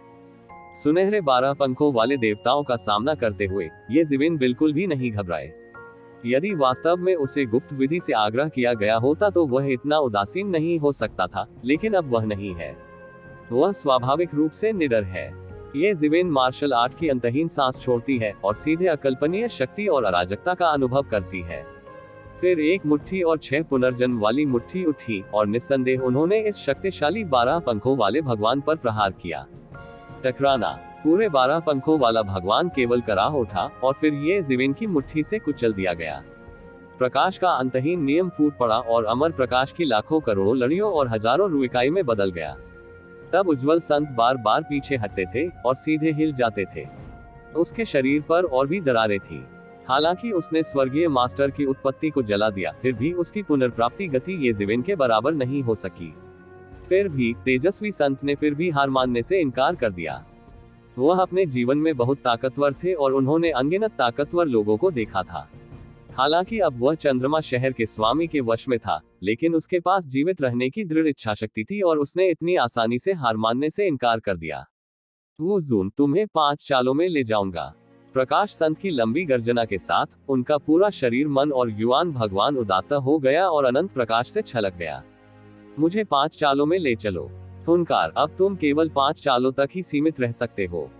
ये जीवेन ने प्रकाश के भगवान की धमकी को नजरअंदाज कर दिया। भले ही प्रकाश संत ने अपने पूरे शरीर के कौशल और जीवन भर के मन को इन 5 चालों में केंद्रित किया हो, उनकी राय में यह अभी भी खुद से तुलना करने के लिए पर्याप्त नहीं है। बूम! प्रकाश के पवित्र गुरु के चारों ओर देवताओं द्वारा धर्म ग्रंथों का पाठ करने की आवाज आ रही थी। अनगिनत देवताओं ने स्वयं को प्रकट किया, एक भयानक झटका बनाया, एक शक्तिशाली कानून तूफान में बदल दिया, राजदंड से जुड़ा और एक राजदंड ये जीवेन की ओर गिर गया। उनकी अभिव्यक्ति अभिव्यक्तिहीन थी। उसे बस यही लगा कि इस कदम ने सीधे तौर पर उसके शरीर से बहुत सारा मांस और खून निकाल दिया है। लगभग तुरंत ही उसे लगा कि उसे शरीर में समा लिया जाएगा, लेकिन उसके पास और कोई विकल्प नहीं था। यह उनके उज्जवल युग की एक गुप्त विधि थी। जब उनसे इस बात पर आग्रह किया गया तो अंत ये हुआ कि तुम मरे और मैं जिया और दोनों को खो दिया। आप केवल अपने प्रतिद्वंद्वी को जबरन मारकर ही बच सकते हैं। शहर में कई लोगों ने ये हरकत देखी और आश्चर्य से चिल्ला उठे। ऐसा लग रहा था कि इस कदम से सब कुछ छिप जाएगा। प्रकाश के भयानक तूफान ने सब कुछ पूरी तरह डुबो दिया। इस हमले का पलटवार इतना भयानक था कि कई लोगों को यह चिंता होने लगी कि क्या ये जीवेन इसका समर्थन कर सकते हैं। इस समय ये जीवेन ने मौके पर एक साहसिक कदम उठाया। एक बैकहैंड झटका समय की लंबी नदी के माध्यम से एक सीधा मुक्का था, अराजकता के माध्यम से छेदा और प्रकाश के अंतहीन नियम द्वारा गठित भयानक तूफान में फूट गया। मुट्ठी का बल सारे तूफान को चीरकर सत्ता के राजदंड पर टूट पड़ा। कब एक विशाल गर्जना के साथ प्रकाश के पवित्र स्वामी को केवल यह महसूस हुआ कि उसके हाथ में राजदंड हिंसक रूप से कांपने लगा और उसे लगा कि वह लगभग उड़ने वाला था। हालांकि उसे पकड़ कर रखा गया था, लेकिन बाघ के मुंह पर लगी चोट अब छिप नहीं सकी। ये फूट पड़ा, खून के छींटे फूट पड़े और अफरा तफरी मच गई और हर बूंद बेहद भारी थी। यह असंभव है। यह मेरे जीवन भर के मन से बना है। ये कैसे हो सकता है? इस समय उज्जवल संत को विश्वास नहीं हो रहा था कि उनकी पूरी ताकत ये जीवेन द्वारा छेदी गई थी। हालांकि इस समय उन्होंने उसे अतिरिक्त सोचने का समय बिल्कुल नहीं दिया। वह केवल दूसरी चाल ही तोड़ सका। प्रकाश असीमित है। उसने जमकर शराब पी। एक क्षण के लिए उसका मन फट गया। स्वर्ग और पृथ्वी में सब कुछ जम गया था। सारी अराजक क्यों ईशान थी, इन सब में डूबी हुई थी। समय और स्थान को कैद कर लिया था और सब कुछ उसके प्रकाश के नियम के तहत कैद कर दिया गया था। और तुम? जीवेन एक दलदल में फंसी हुई लग रही थी और बिल्कुल भी बच नहीं सकती थी। घरघराहट, घरघराहट। ऐसा प्रतीत होता है कि उज्जवल संत ने अपनी सारी शक्ति समाप्त कर दी है। वह जोर जोर से सांस ले रहा है और ये जीवेन को भयंकर घृणा से देख रहा है। यह उनकी 5 चालों में से दूसरी है और अंततः ये जीवेन को ठीक कर दिया गया। इस चाल की गुप्त विधि का उपयोग किया गया, जिससे उसका सारा मन लगभग समाप्त हो गया और उसे अपने पूरे शरीर में गंभीर दर्द और ऐंठन महसूस हुई। हालांकि हर चीज इसके लायक है। उनकी राय में ये जीवेन इस तीसरे कदम का विरोध नहीं कर सकते। अभी भी 2 चालें बाकी हैं, जो आखिरकार एक सांस रोक सकती हैं। हालांकि जब वह ऐसा करने जा रहा था तो ये जीवेन ने हिलना शुरू कर दिया। भयानक नाकाबंदी सीधे तौर पर ये जीवेन को कैद नहीं कर सकी। वह कारावास के बारे में एक पल के लिए भी बात नहीं कर सका और सीधे उसके द्वारा मुक्त कर दिया गया। यह महान भविष्यवाणी के समान एक मंत्र है। ये जीवेन ने कहा कि उन्होंने महान भविष्यवाणी देखी है, जो एक बहुत अच्छी गुप्त विधि भी थी।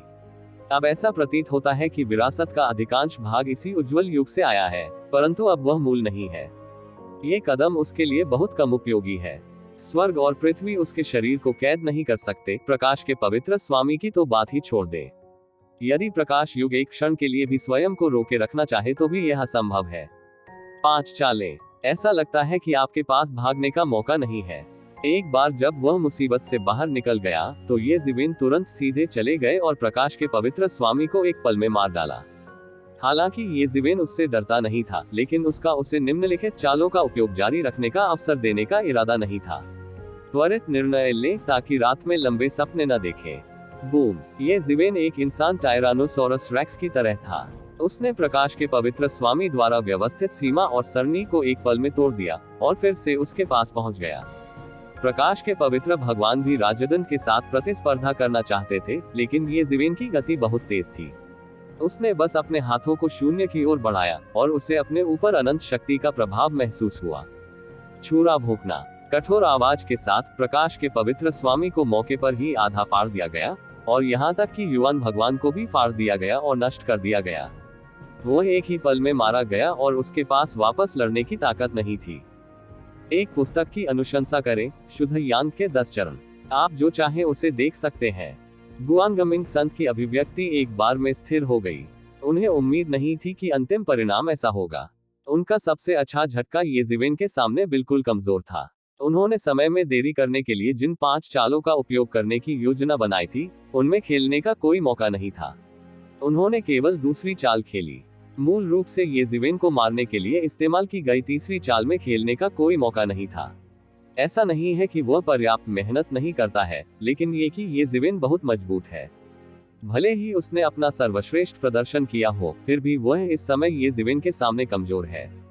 वह घूरकर देखता रहा, जैसे कि उसे अभी भी इस पर विश्वास नहीं हो रहा हो और समझ नहीं पा रहा हो कि इतने कम समय में स्थिति इतनी खराब कैसे हो गई। एक बार इस क्षेत्र में अजेय होने के बाद वह किसी ऐसे नवागंतुक को नहीं हरा सका जो केवल 10,000 वर्षों तक सफल रहा था। कैसे हुआ ये सब? एक पल के लिए सब कुछ शांत हो गया, सिवाय इसके कि ये जीवेन ने उज्जवल संत के शरीर को सीधे अपने बैग में डाल दिया और उसे विश्व वृक्ष में सींच दिया। हर कोई चौंक गया। किसी ने नहीं सोचा था कि ऐसा मंजर देखने को मिलेगा। कुछ ही देर में अचानक सब कुछ उलट पुलट हो गया और कोई नहीं जानता था कि ऐसा क्यों हुआ। ये सिर्फ इतना है कि कुछ लोगों ने अनुमान लगाया है कि इसका उस फल से कुछ लेना देना हो सकता है जिसे ये जीवेन ने पहले अवशोषित किया था, लेकिन कोई नहीं जानता कि फल क्या है और यह इतना भयानक कैसे हो सकता है। हालांकि अधिक लोगों ने एक गहरी समस्या के बारे में सोचा। ये जीवेन इतना आक्रामक था कि वह अपने शिष्यों को बचाना चाहता था और यिन और यांग और सम्राट को मारना चाहता था। हालांकि वे सभी जानते हैं कि यिन और यांग और संयुक्त सम्राट कौन है। वे चंद्र नगरी भगवान के एकमात्र वंशज हैं। एक बार जब वे मारे गए तो यह अकल्पनीय है कि पागल चंद्रमा शहर भगवान क्या करेगा। दोनों खेमों के बीच की टक्कर से अंदाजा लगाया जा सकता है कि यह कितनी भयानक विनाशकारी शक्ति का कारण बनेगी और सबसे बुरी किस्मत तो इसकी चपेट में आए लोगों की है। यहाँ तक कि पूर्वी क्षेत्र के शिविर के लिए चंद्रमा शहर भगवान के लिए यह संभव है कि वह अपना गुस्सा निकालने के लिए उनके उपग्रह शहर को जमीन पर गिरा दे।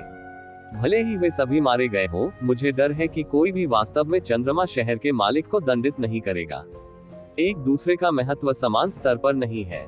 कई लोगों के दिलों से एक शब्द निकला, पहाड़ पर बारिश हो रही है और पूरी इमारत पर हवा चल रही है। इस समय उज्जवल संत के शरीर को दूर रखने के बाद ये जीवेन ने यिन यांग और संयुक्त सम्राट को देखा। उसकी आंखें लगभग असली तलवार में बदल गईं और सीधे यिन यांग और संयुक्त सम्राट पर पड़ी। यिन और यांग के सामंजस्य का सम्राट तुरंत घबरा गया। वह लगभग स्तब्ध रह गया। उसे उम्मीद नहीं थी कि उसने सोचा था कि वह प्रकाश के पवित्र स्वामी पर भरोसा करके ये जीवेन को मार सकता है। शुरुआत में इसने उसे लगभग ये सोचने पर मजबूर कर दिया कि इसे साकार किया जाएगा, लेकिन ये जीवेन अचानक पलट गई। सीधे मेज उठाओ और उस व्यक्ति को मार डालो जो उज्जवल संत को 3 और 5 से विभाजित करता है। ये तियानजुन के चौथे क्षेत्र का शिखर था। उसने कभी नहीं सोचा था कि तियानजुन को इतनी आसानी से मार दिया जाएगा। क्या दोनों पक्षों के बीच का अंतर वाकई इतना बड़ा है? उसके पास निर्णय करने का कोई तरीका नहीं था, क्योंकि वह भगवान भी नहीं था, लेकिन वह एक बात जानता था। तभी वह बहुत खतरे में था। यहाँ मत आओ। अगर तुम यहाँ आओगे तो मैं उसे मार डालूंगा। उस पर मेरा श्राप है। जब तक मैं इसके बारे में सोचता हूँ वह मर जाएगी। यिन यांग, उसने दहाड़ते हुए ये जीवेन की ओर देखा। उसने अतुलनीय दृष्टि से पागलों की तरह कहा, हालांकि जैसे ही उसकी आवाज गिरी, आकाश से एक अदृश्य रोशनी गिरी। एक लहर के बाद यिन और यांग और संयुक्त सम्राट का मांस सीधे फट गया और युआन देवता नष्ट हो गए। बेवकूफ, नहीं जानता कि क्या करूं। मुझे नहीं पता कि ये शिवेन महल में कब प्रकट हुए हैं। महल की सीमाएं और सरणियां उसे बिल्कुल भी नहीं रोक सकती। वह उपहास करने से खुद को नहीं रोक सका। यिन यांग और सम्राट बहुत मूर्ख है। क्या वह सोचता है कि ये जिवेन सम्राट है? यदि यह सम्राट है तो बियान जियाओयू को बचाने में बहुत देर हो सकती है, क्योंकि सम्राटों के बीच स्तर का अंतर इतना बड़ा नहीं है। हालांकि इस समय ये जिवेन पहले से ही भगवान थे। जब तक उसके पास एक विचार था, उसे मरना ही था। वह अब भी उसके सामने हत्या करना चाहता था। वह सचमुच मरना चाहता था। अपने हाथ की एक लहर के साथ तू जिवेन ने बियान जियाओयू पर अनगिनत कानून श्रृंखलाओं को शून्य में बदल दिया, और यहाँ तक कि बियान जियाओयू के शरीर में ऊर्जा की एक लहर में बदल दिया, जिससे उसका शरीर जल्दी से ठीक हो गया। थोड़ी देर के बाद बियान शियाओयू 7 या 8 बार ठीक हो गया था। वह सीधे ये जिवेन के पास गया, आदर पूर्वक एक बड़ा उपहार दिया और कहा, मैंने मास्टर को देखा है। मेरे लिए इसे पकड़ना बेकार है। मैं इसे बचाने के लिए मास्टर को परेशान करूंगा। कुछ नहीं, तुम मेरे शिष्य हो, मैं तुम्हें नहीं बचाऊंगा। इस बार मैंने इतनी सावधानी से गणना नहीं की कि वह बचाव का रास्ता पकड़ सके। ये जिवेन ने अपना हाथ लहराया और कहा, गुरु आपका धन्यवाद। बियान शियाओयू ने गरिमापूर्ण दृष्टि से कहा। इस समय के बाद वह फिर से बड़ी हो गई लगती है। मूल रूप से वह ये जिवेन के संरक्षण में पली बड़ी थी। उसकी यात्रा सुचारू रही, यहाँ तक कि जब उसने सम्राट के दायरे में कदम रखा तब भी ये जिवेन ने व्यक्तिगत रूप से धर्म की रक्षा की। कहा जा सकता है कि यह बेहद स्मूथ है। उसने कभी ऐसी खतरनाक स्थिति का सामना नहीं किया। वह सचमुच अब से डूब सकती है। ऐसा अनुभव करने के बाद उसे दुनिया के खतरे का भी एहसास होता है। यहाँ तक कि स्वामी भी जीवन भर अपने आप को नहीं ढक सकता। कुछ ऐसे होते हैं जिनसे उसका मालिक भी नहीं निपट सकता, जैसे चंद्रमा शहर का मालिक। पहले तो वह इनके बारे में नहीं सोचती थी। उसे बस यही लगा कि जब तक गुरु है सब कुछ ठीक रहेगा। लेकिन अब वह अधिक दीर्घकालिक सोचेगी, खासकर ये जिवेन के लिए। ये जिवेन बियान जियाओयू की अभिव्यक्ति भी देख सकते हैं। बियान जियाओयू का दिमाग बहुत बड़ा हो गया है। उसे इस बात से थोड़ी राहत मिली है कि आखिरकार इस कठिन परीक्षा से उसने कोई बड़ी गलती नहीं की है और उसे इससे बहुत कुछ मिला भी है। आक्रमण के बिना तथाकथित पुरानी मासूमियत यही कहती है, लोग निरंतर असफलताओं में ही विकास कर सकते हैं। क्या वह कदम दर कदम यहाँ नहीं आए? जीवन और मृत्यु के बाद मैं नहीं जानता कि मैंने कितने विरोधियों को हराया है, और मैं नहीं जानता कि कितने विरोधियों को मैंने सोचा था कि मैं बिल्कुल भी नहीं हरा सकता। इस कारण वह वर्तमान स्थिति में चले जाएंगे और उनका कोई भी विरोधी उनकी बात तक नहीं पहुंच पाएगा। लेकिन मास्टर यिन यांग और संयुक्त सम्राट यूचेन सिटी लॉर्ड के इकलौते बेटे हैं। अब मास्टर ने मेरे लिए उसे मार डाला। मुझे डर है कि यूचेन सिटी लॉर्ड हार नहीं मानेंगे। बियान जियाओयू ने कहा कि हालांकि उसका स्वर्ग के स्तर के लोगों से कोई संपर्क नहीं था, लेकिन उसने यूचेन के भगवान के बारे में बहुत कुछ सुना था। खासकर यिन और यांग और सम्राट से उलझने के बाद उसने यूचेन के भगवान के बारे में बहुत जांच की। स्वाभाविक रूप से हम ये भी जानते हैं कि चंद्र नगरी का स्वामी कोई साधारण बछड़ा रक्षक नहीं है। भले ही तू जिवेन यिन और यांग और संयुक्त सम्राट पर भारी प्रहार करता है, मुझे डर है कि इससे उसका गुस्सा भड़क जाएगा। यिन और यांग और संयुक्त सम्राट को मारना तो दूर की बात है, दोनों पक्षों को डर है कि वे सीधे अपना चेहरा फाड़ देंगे और उनके पास मुड़ने की कोई जगह नहीं होगी। चिंता मत करो, सब ठीक है। ये जिवेन ने बियान जियाओयू को सांत्वना दी, लेकिन वह जानता था कि उसके और चंद्रमा शहर के भगवान के बीच बदलने की कोई गुंजाइश नहीं थी, सिर्फ यिन और यांग और सम्राट की समस्याओं के कारण नहीं। इससे पहले चंद्रमा शहर के भगवान ने गुप्त रूप से राक्षस युग के भगवान से उसे घेरने और मारने के लिए कहा, जो पहले से ही एक मृत दुश्मन है। इस हद तक कि चंद्रमा शहर के भगवान को चुकाना होगा। तो जिवेन ने यिन और यांग और संयुक्त सम्राट को सबक सिखाया, ताकि वह राक्षस युग के भगवान को उसे घेर सके। वह यिन और यांग की मृत्यु और संयुक्त सम्राट को कैसे छोड़ सकता था? दुर्भाग्य से जब प्रतिशोध की बात आती है तो ये जिवेन चंद्रमा शहर के भगवान से कमतर नहीं है। वह एक ऐसे व्यक्ति भी हैं जो दांत के बदले दांत और खून के बदले खून में विश्वास रखते हैं। चंद्रनगर का स्वामी कितना निर्दयी है। यदि उसकी ताकत पर्याप्त नहीं है तो यह चंद्रमा शहर के मालिक की अपेक्षा से कहीं परे है। मुझे डर है कि वह कई राक्षसों के संयुक्त प्रयासों के तहत वास्तव में नफरत कर सकता है। वह इतनी गहरी नफरत का बदला कैसे नहीं चुका सकता? यही कारण है कि उसने यिन यांग और उसने दी को बेरहमी से मार डाला, और चंद्रमा शहर के भगवान को आराम के लिए जगह नहीं दी। वैसे भी वह इस मुकाम पर पहुंच गए हैं। इसके अलावा यदि विश्राम के लिए कोई जगह है तो वह खुद को और दूसरों को धोखा दे रहा है। अब जब उसने ये कर लिया है तो उसे इसका पछतावा नहीं होगा। ये देखकर कि ये जिविन ने ऐसा कहा, बियान शियाओयू स्वाभाविक रूप से इससे अधिक कुछ नहीं कहेगा। उसके दिल में, चूंकि ये जिविन ने ऐसा कहा था, इसलिए इससे निपटने का कोई तरीका होना चाहिए। उसके दिल में ये जिविन की सर्वशक्तिमान छवि कभी नहीं डगमगाई है। अचानक ठीक इसी समय ये जिविन ने कहा, क्यों, अब जाने के लिए बहुत देर हो चुकी है। तभी बियान जियाओयू ने हॉल से बाहर एक काली रोशनी उड़ती देखी, और वह एक पल में लाखों मील दूर उड़ गई थी। उसे तुरंत याद आया कि वह अंधेरी रोशनी भूत नहीं थी। कौन था? मास्टर, उसे पकड़ो। वह वही है जो अपनी पीठ पीछे सलाह देता है कि यिन और यांग और संयुक्त सम्राट मुझे पकड़ ले। बियान शियाओयू ने तुरंत ये जिवेन को याद दिलाया। चिंता मत करो, वह भाग नहीं सकता। ये जिवेन उपहास करने से खुद को नहीं रोक सकी। इस भूत श्रीमान का ध्यान काफी समय से था। उसने सोचा कि वह अच्छा छिपा रहा है। दरअसल उन्होंने अपना राज पहले ही खोल दिया था। अपनी स्वर्गीय आंखों के नीचे वह अतीत से क्या छिपा सकता था। यहाँ तक कि अगर वह नश्वर प्राणियों को भी देखता तो वह तुरंत सैकड़ों पीढ़ियों के अपने अतीत और वर्तमान जीवन को देख सकता था। ये कहा जा सकता है कि यह भूत श्रीमान एकमात्र ऐसा व्यक्ति है जिसे भविष्य की गहरी समझ है। वह एकमात्र ऐसा व्यक्ति है जिसे उसने नहीं देखा है। उसे अभी तक इसका पता नहीं था और उसने सोचा कि वह अच्छे से छिप रहा है। दूसरे शब्दों में, उसने कभी नहीं सोचा था कि वह कमजोरी दिखाएगा, इसलिए उसने इतनी बड़ी खामी छोड़ दी। लेकिन उस समय वह उज्जवल संत से निपट रहा था और उसका हाथ नहीं खींच सका, इसलिए उसने सीधे भूत श्री से व्यवहार नहीं किया। अब जब उसने उज्जवल संत को मार डाला है तो वह भूत श्री को कैसे भागने दे सकता है। मिस्टर भूत एक पल में लाखों मील दूर भाग निकले। उसने सोचा कि वह अंततः बच गया है। वह बस राहत की सांस लेना चाहता था, लेकिन जब उसने पीछे मुड़कर देखा तो उसने अपने आधे जीवन को लगभग नहीं डराया। भूत ने बड़ा जोखिम उठाया।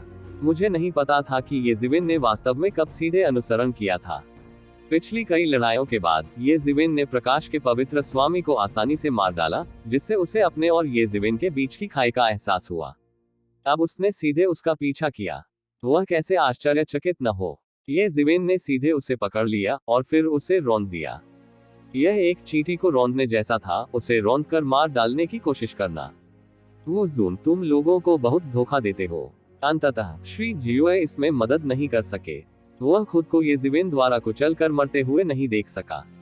उसकी आवाज रात के उल्लू की तरह सूखी और तीखी थी। श्री भूत ने अपना सार उगल दिया और उनका पूरा शरीर एक अच्छे क्षण में सैकड़ों हजारों मील दूर चला गया। तभी वह ये जिविन के पैर से बच गया। बूम! अभी उसकी स्थिति में उस पर सीधे कदम रखा गया और छेदा गया। अनगिनत अराजक क्यूई गायब हो गई और एक विशाल छेद बन गया।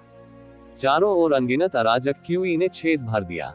श्री भूत को केवल अपनी पीठ ठंडी महसूस हुई, केवल एक साधारण पैर। यह इतना भयानक कैसे हो सकता है? सार की इस सांस ने कम से कम हजारों वर्षों की खेती को भस्म कर दिया।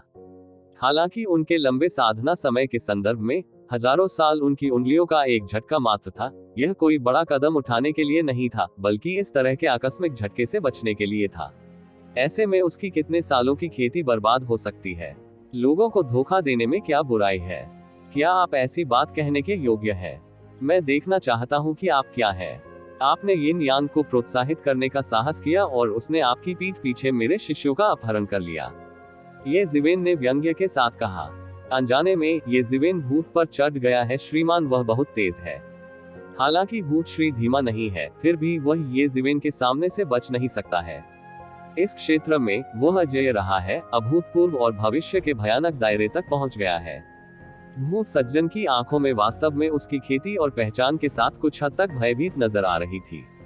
किसी भी चीज ने उसे प्रभावित नहीं किया होगा, लेकिन ये जिवेन का लगातार सीमा को तोड़ना पूरी तरह से उसकी अनुभूति से अधिक था। और जैसे ही तू जिवेन की आवाज अचानक गिरी, मिस्टर भूत ने अचानक गोली मार दी। एक पल में उसने अपने शरीर में मन को जला दिया, अपने शरीर में नियमों को हिला दिया और अचानक सब्लिमेट हो गया।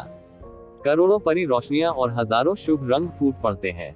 एक पल में वह एक विशाल भूत में बदल गया, अपना मुंह खोला और ये जिवेन की ओर दौड़ पड़ा।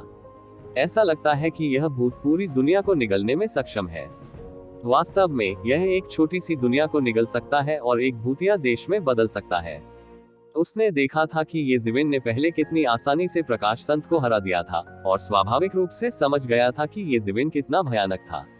इतने ताकतवर दुश्मन के सामने हम अपना सर्वश्रेष्ठ प्रदर्शन कैसे नहीं कर सकते? यदि हम अपना सर्वश्रेष्ठ प्रदर्शन नहीं करते हैं, तो हमें अभ्यास करने का कोई मौका भी नहीं मिलेगा। जबकि तू जीवन नहीं हिला। उसने अंतहीन भूत आत्मा को अपने अंदर घुसने दिया। उसकी जोरदार क्यूई और खून रुइकाई की तरह फूट पड़ा। वह मूल रूप से इन यिन और बुरी चीजों का अभिशाप था। हालांकि श्री जीयुआई के भूत के अनूठे कौशल का अत्यंत उन्नत स्तर पर अभ्यास किया गया है, जो लंबे समय से हावरन एवेन्यू रहा है। यह कोई बुरी चीज नहीं है जो प्रकाश नहीं देख सकती, अन्यथा जब तक ये जीवन नजर डालेगा, वो पूरी तरह से ढह जाएगा। हालांकि इस प्रकार की बातचीत अभी भी मौजूद है। ये जीवन पर मजबूत क्यूई और खून असीमित भूत क्यूई के लिए एक प्रकार का मजबूत संयम है। बूम! ये जीवन की क्यूई और खून एक उन्मादी समुद्र की तरह फूट पड़ा। 6 संसार मुक्केबाजी, इसे मेरे लिए तोड़ दो। जब भूत उसे निगलने ही वाला था तो ये जीवन जोर से चिल्लाया। 5 अंगुलियों ने मुट्ठी को संघनित कर दिया और अनंत मन उसकी दाहिनी मुट्ठी पर संघनित हो गया। कानून ने एक भयानक तूफान को हिला दिया और एक मुट्ठी उड़ गई। वह विशाल भूत बस एक पल के प्रयास में पूरी तरह से टूट गया था और ये जीवन की भयानक मुट्ठी की ताकत के तहत मौके पर ही पूरी तरह से गायब हो गया था। ये जीवन की मुट्ठी की ताकत कम नहीं हुई थी और उसने सीधे भूत मिस्टर को मार डाला। हालांकि मिस्टर जीयुआई इसके लिए तैयार थे, लेकिन उनकी पूरी ताकत को ये जीवन ने आसानी से तोड़ दिया, जिससे उन्हें झटका लगा। वह बार बार पीछे हट गया, लेकिन तू जीवन की मुट्ठी की ताकत ने उसे बंद कर दिया। एक भयानक तूफान के साथ उसने तुरंत उसका पीछा किया और उसे निगल लिया। टकराना! एक विशाल दहाड़, भूत श्री चिल्लाया, एक और रक्तसार उगल दिया और पूरा शरीर उल्टा उड़ गया। शरीर को ढकने के लिए उसने जो लबादा पहन रखा था वह भी मौके पर ही उड़ गया। इस समय एक मानक राक्षस कबीले का शरीर उजागर हो गया था और शरीर काले तराजू से ढका हुआ था। पूरा व्यक्ति बेहद यिन और उग्र लग रहा था। क्या ये राक्षस परिवार है? ये जीवन ने हंसते हुए कहा, हा, भले ही चंद्रमा शहर के भगवान इस बार इनकार करना चाहें, लेकिन वह ऐसा नहीं कर सकते। उन्होंने राक्षस कबीले के साथ मिली भगत की है। ये जीवन स्वयं स्वाभाविक रूप से जानता है कि उसने यिन यांग को मार डाला और उसने दी को मार डाला। चंद्रमा शहर के मालिक के लिए वह उसे तोड़ने के लिए उत्सुक होना चाहिए और यहाँ तक कि दोनों शिविरों के बीच टकराव का कारण भी बनना चाहिए। लेकिन अब भूत सज्जन वास्तव में एक राक्षस परिवार है। यदि यह चंद्रमा शहर के स्वामी और राक्षस परिवार के अंदर और बाहर के बीच मिलीभगत है, तो वह क्या कर सकता है? भले ही ये केवल यिन और यांग और सम्राट और दानव परिवार के बीच मिलीभगत है, ये कम से कम एक अपराध है। गॉडसन सख्त नहीं है। उस समय ये काम अधिक से अधिक अकेले में ही करना होता है। उसके लिए ऐसा करने के लिए सृष्टि के ईश्वर की शक्ति का उपयोग करना असंभव है। देवनगर के अन्य नेता उनका खुलकर समर्थन नहीं कर सकते। इसके अलावा ये जीवन ने कहा कि शैतान के युग में चंद्रमा शहर के भगवान के साथ मिलीभगत करने वाला व्यक्ति सिर्फ बकवास नहीं था, बल्कि सच था। ये जीवन को घेरने वाले पिछले राक्षस चंद्रमा शहर के भगवान से प्रेरित थे। श्री जीयुआई भी बहुत स्मार्ट है। उसे अचानक ये जीवन की योजना का पता चल गया। स्वाभाविक रूप से वह समझ गया कि अपने विशाल हैंडल से भले ही चंद्रमा शहर के भगवान ये जीवन से बदला लेना चाहते हो, वह 2 शिविरों के बीच टकराव में शामिल नहीं हो सकते। यहाँ तक कि 10 दिव्य शहरों और सृष्टि के देव राजवंश के बीच टकराव भी हुआ, जो और भी अधिक पहुंच से बाहर है। पूरी योजना उत्तम है, एकमात्र दोष उसमें है और ये जीवन के पास अब उसे मारने की ताकत है। यह उसकी सबसे कड़वी जगह है। इस समय उन्हें एक सच्चाई का गहरा एहसास हुआ। पूर्ण शक्ति के सामने कैसी कैसी साजिशें और चालें बेमानी है, क्योंकि वह पूरी ताकत से अपने षड्यंत्रों से छुटकारा पा लेगा। ये सोचते ही वह पहले से ही बहुत आहत था, लेकिन उसने अपना खून उगल दिया। वह नहीं जानता था कि कितने हजारों वर्षों का कौशल उगल दिया गया था और उसकी जीवन शक्ति को बहुत नुकसान हुआ था।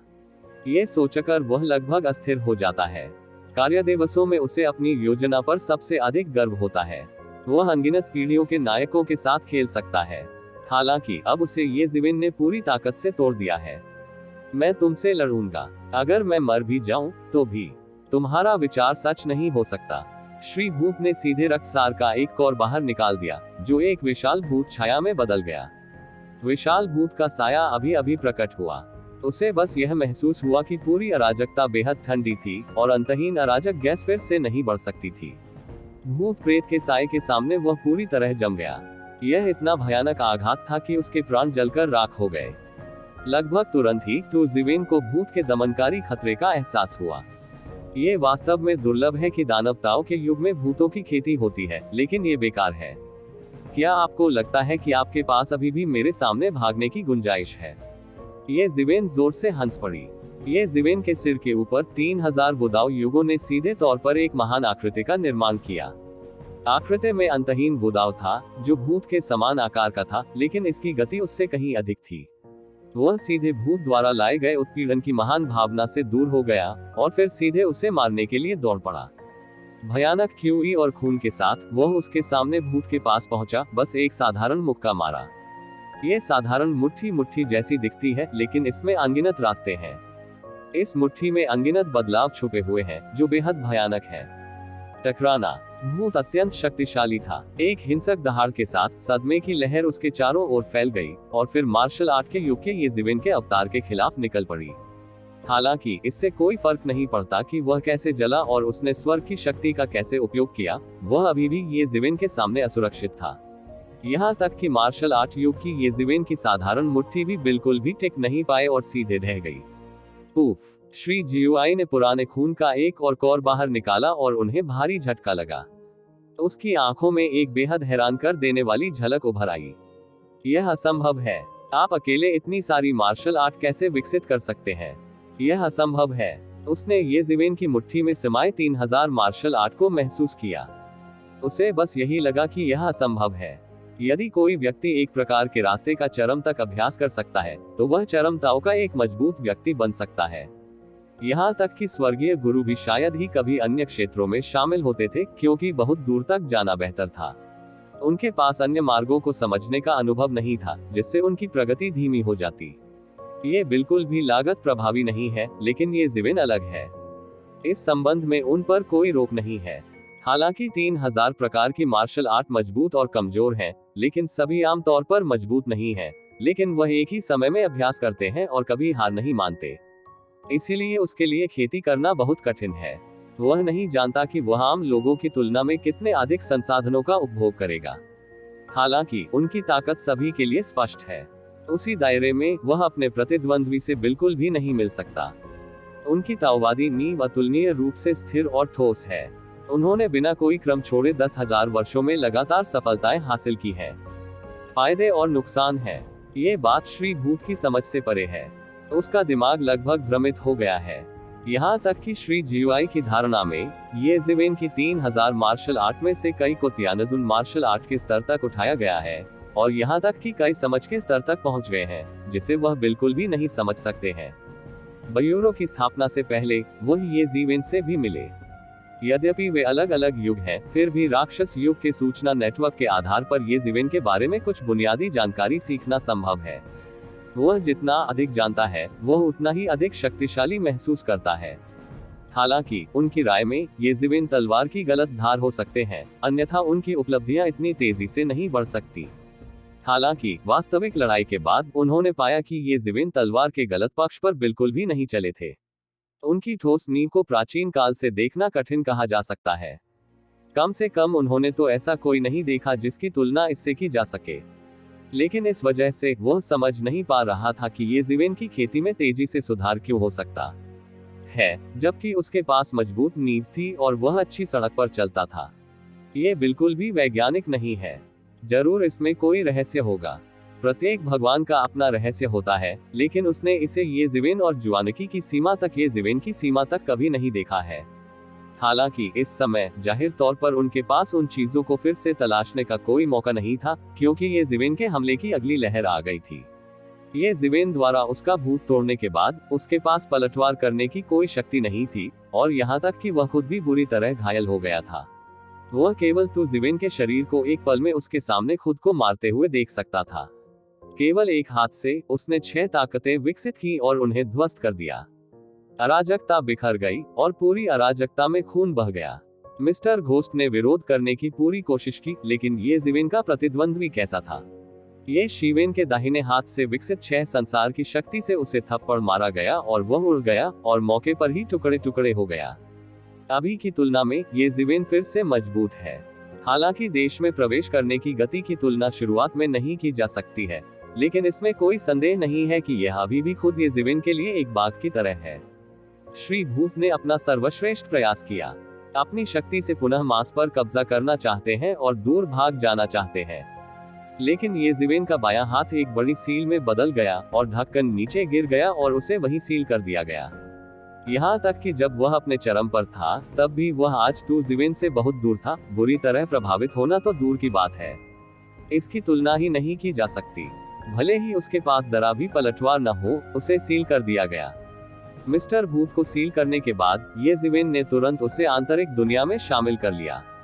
उसने मिस्टर जीयूआई को मौके पर ही नहीं मारा, क्योंकि यह मून सिटी के सिटी मास्टर के खिलाफ उसका हमला था।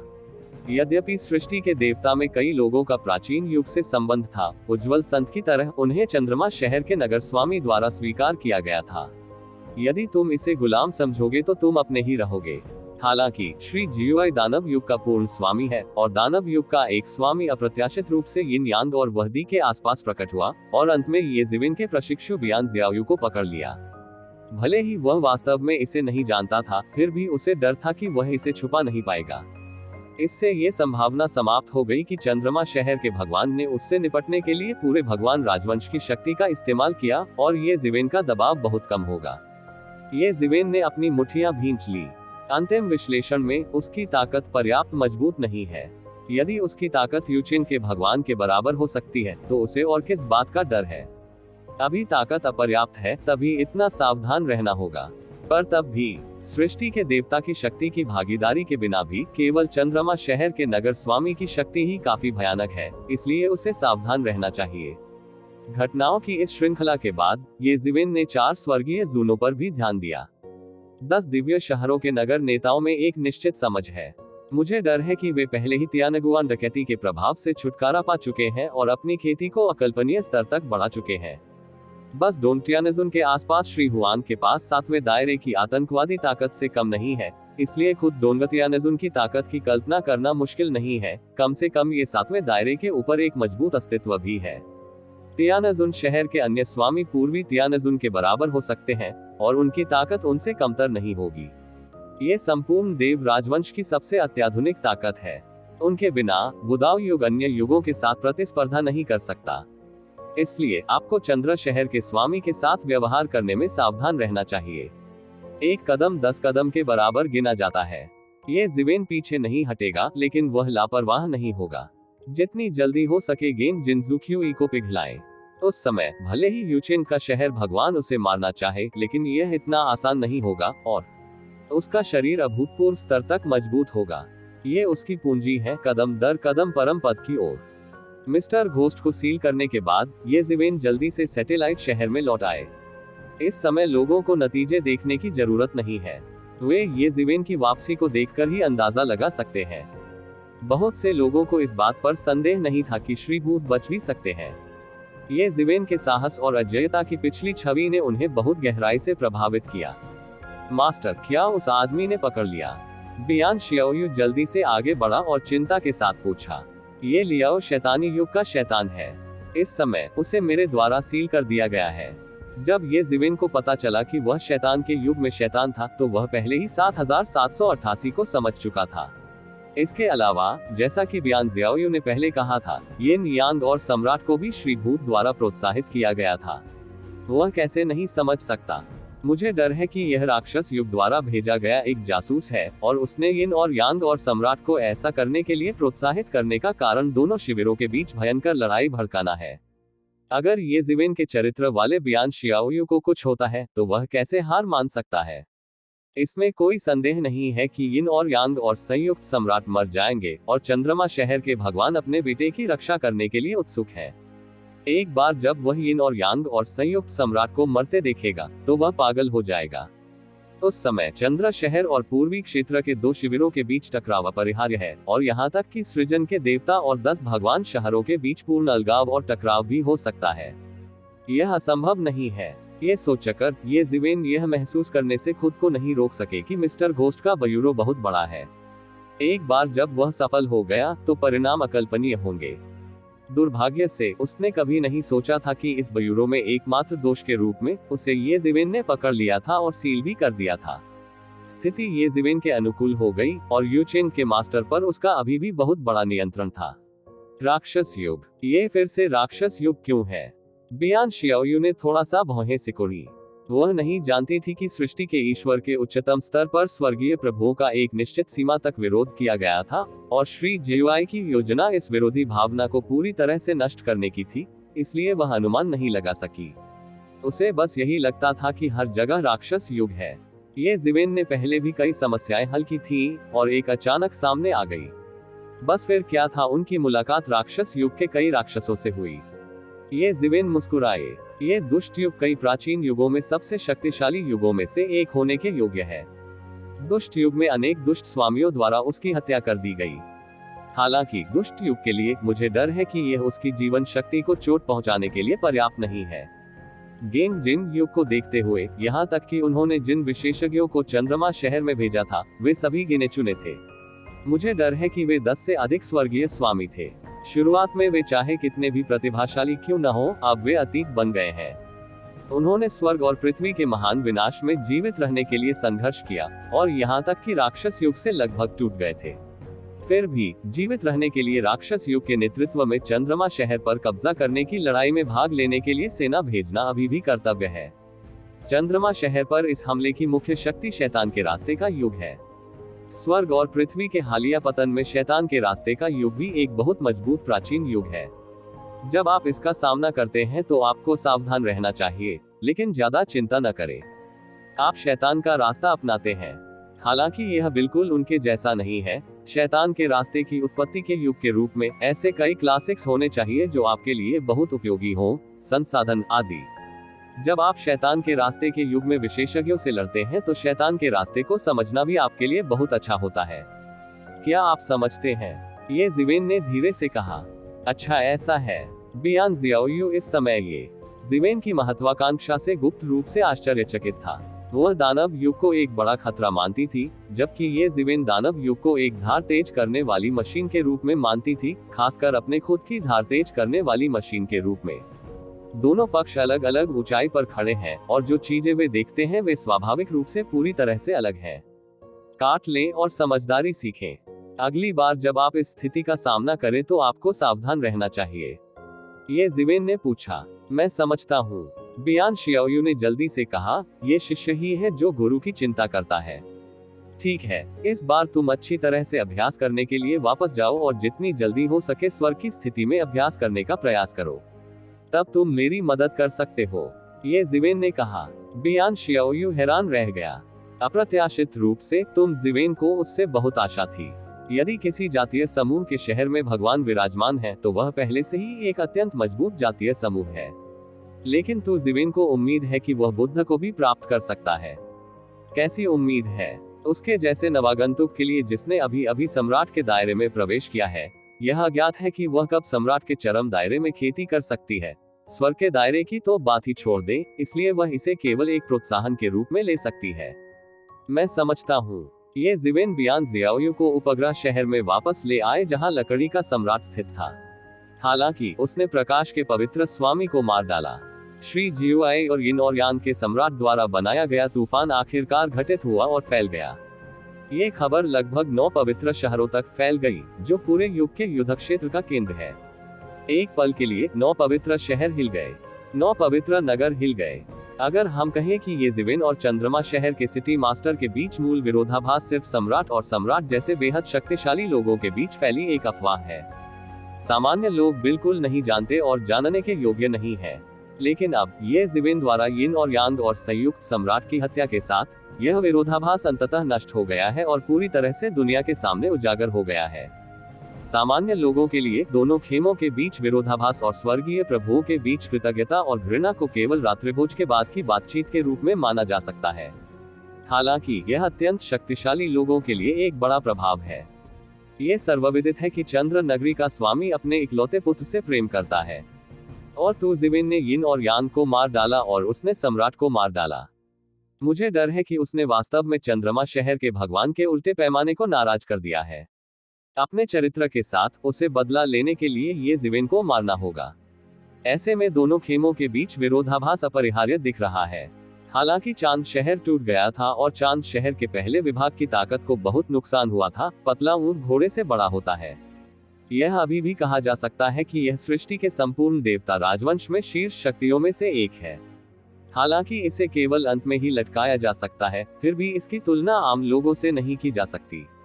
इस समय जब ये स्पष्ट है कि झोंगतियानजुन चुनाव होने वाला है, तो ये स्थिति को और अधिक जटिल और भ्रमित करने वाला बना देता है। पूर्वी तियानजुन ने मध्य तियानजुन के सिंहासन पर चढ़ने से पहले ही इस तरह के राक्षस को नाराज कर दिया था, जो कई लोगों को उसके लिए बहुत प्रतिकूल स्थिति लग रही थी। और झोंगतियानजुन के सिंहासन के लिए ये लड़ाई चंद्रमा शहर को जीतने की अगली लड़ाई से संबंधित है। इसलिए कई लोग चंद्रमा शहर पर कब्जा करने की संभावना के बारे में बेहद निराशावादी प्रतीत होते हैं। प्रतिद्वंद्वी एक शक्तिशाली प्राचीन युग है जिसने उनके द्वारा एक अंतर बना दिया है। साथ ही सृष्टि के ईश्वर का आंतरिक भाग एकजुट नहीं है और विरोधाभास जीवन और मृत्यु के बिंदु तक भी पहुंच गया है। ऐसे में हम यूचिंग पर आक्रमण करने वाली प्राचीन युग की सेना को कैसे हरा सकते हैं? हालांकि वे ये भी जानते हैं कि प्राचीन युगों के बीच कई शिकायतें हैं और वास्तव में एक साथ काम करना असंभव है, फिर भी वर्तमान स्थिति अभी भी उन्हें बेहद निराशावादी बनाती है। जैसे जैसे चीजें धीरे धीरे विस्तारित हुई, हर कोई जानता था कि ये जिविन इतना क्रोधित क्यों था कि उसने यिन यांग और दी को भी मार डाला।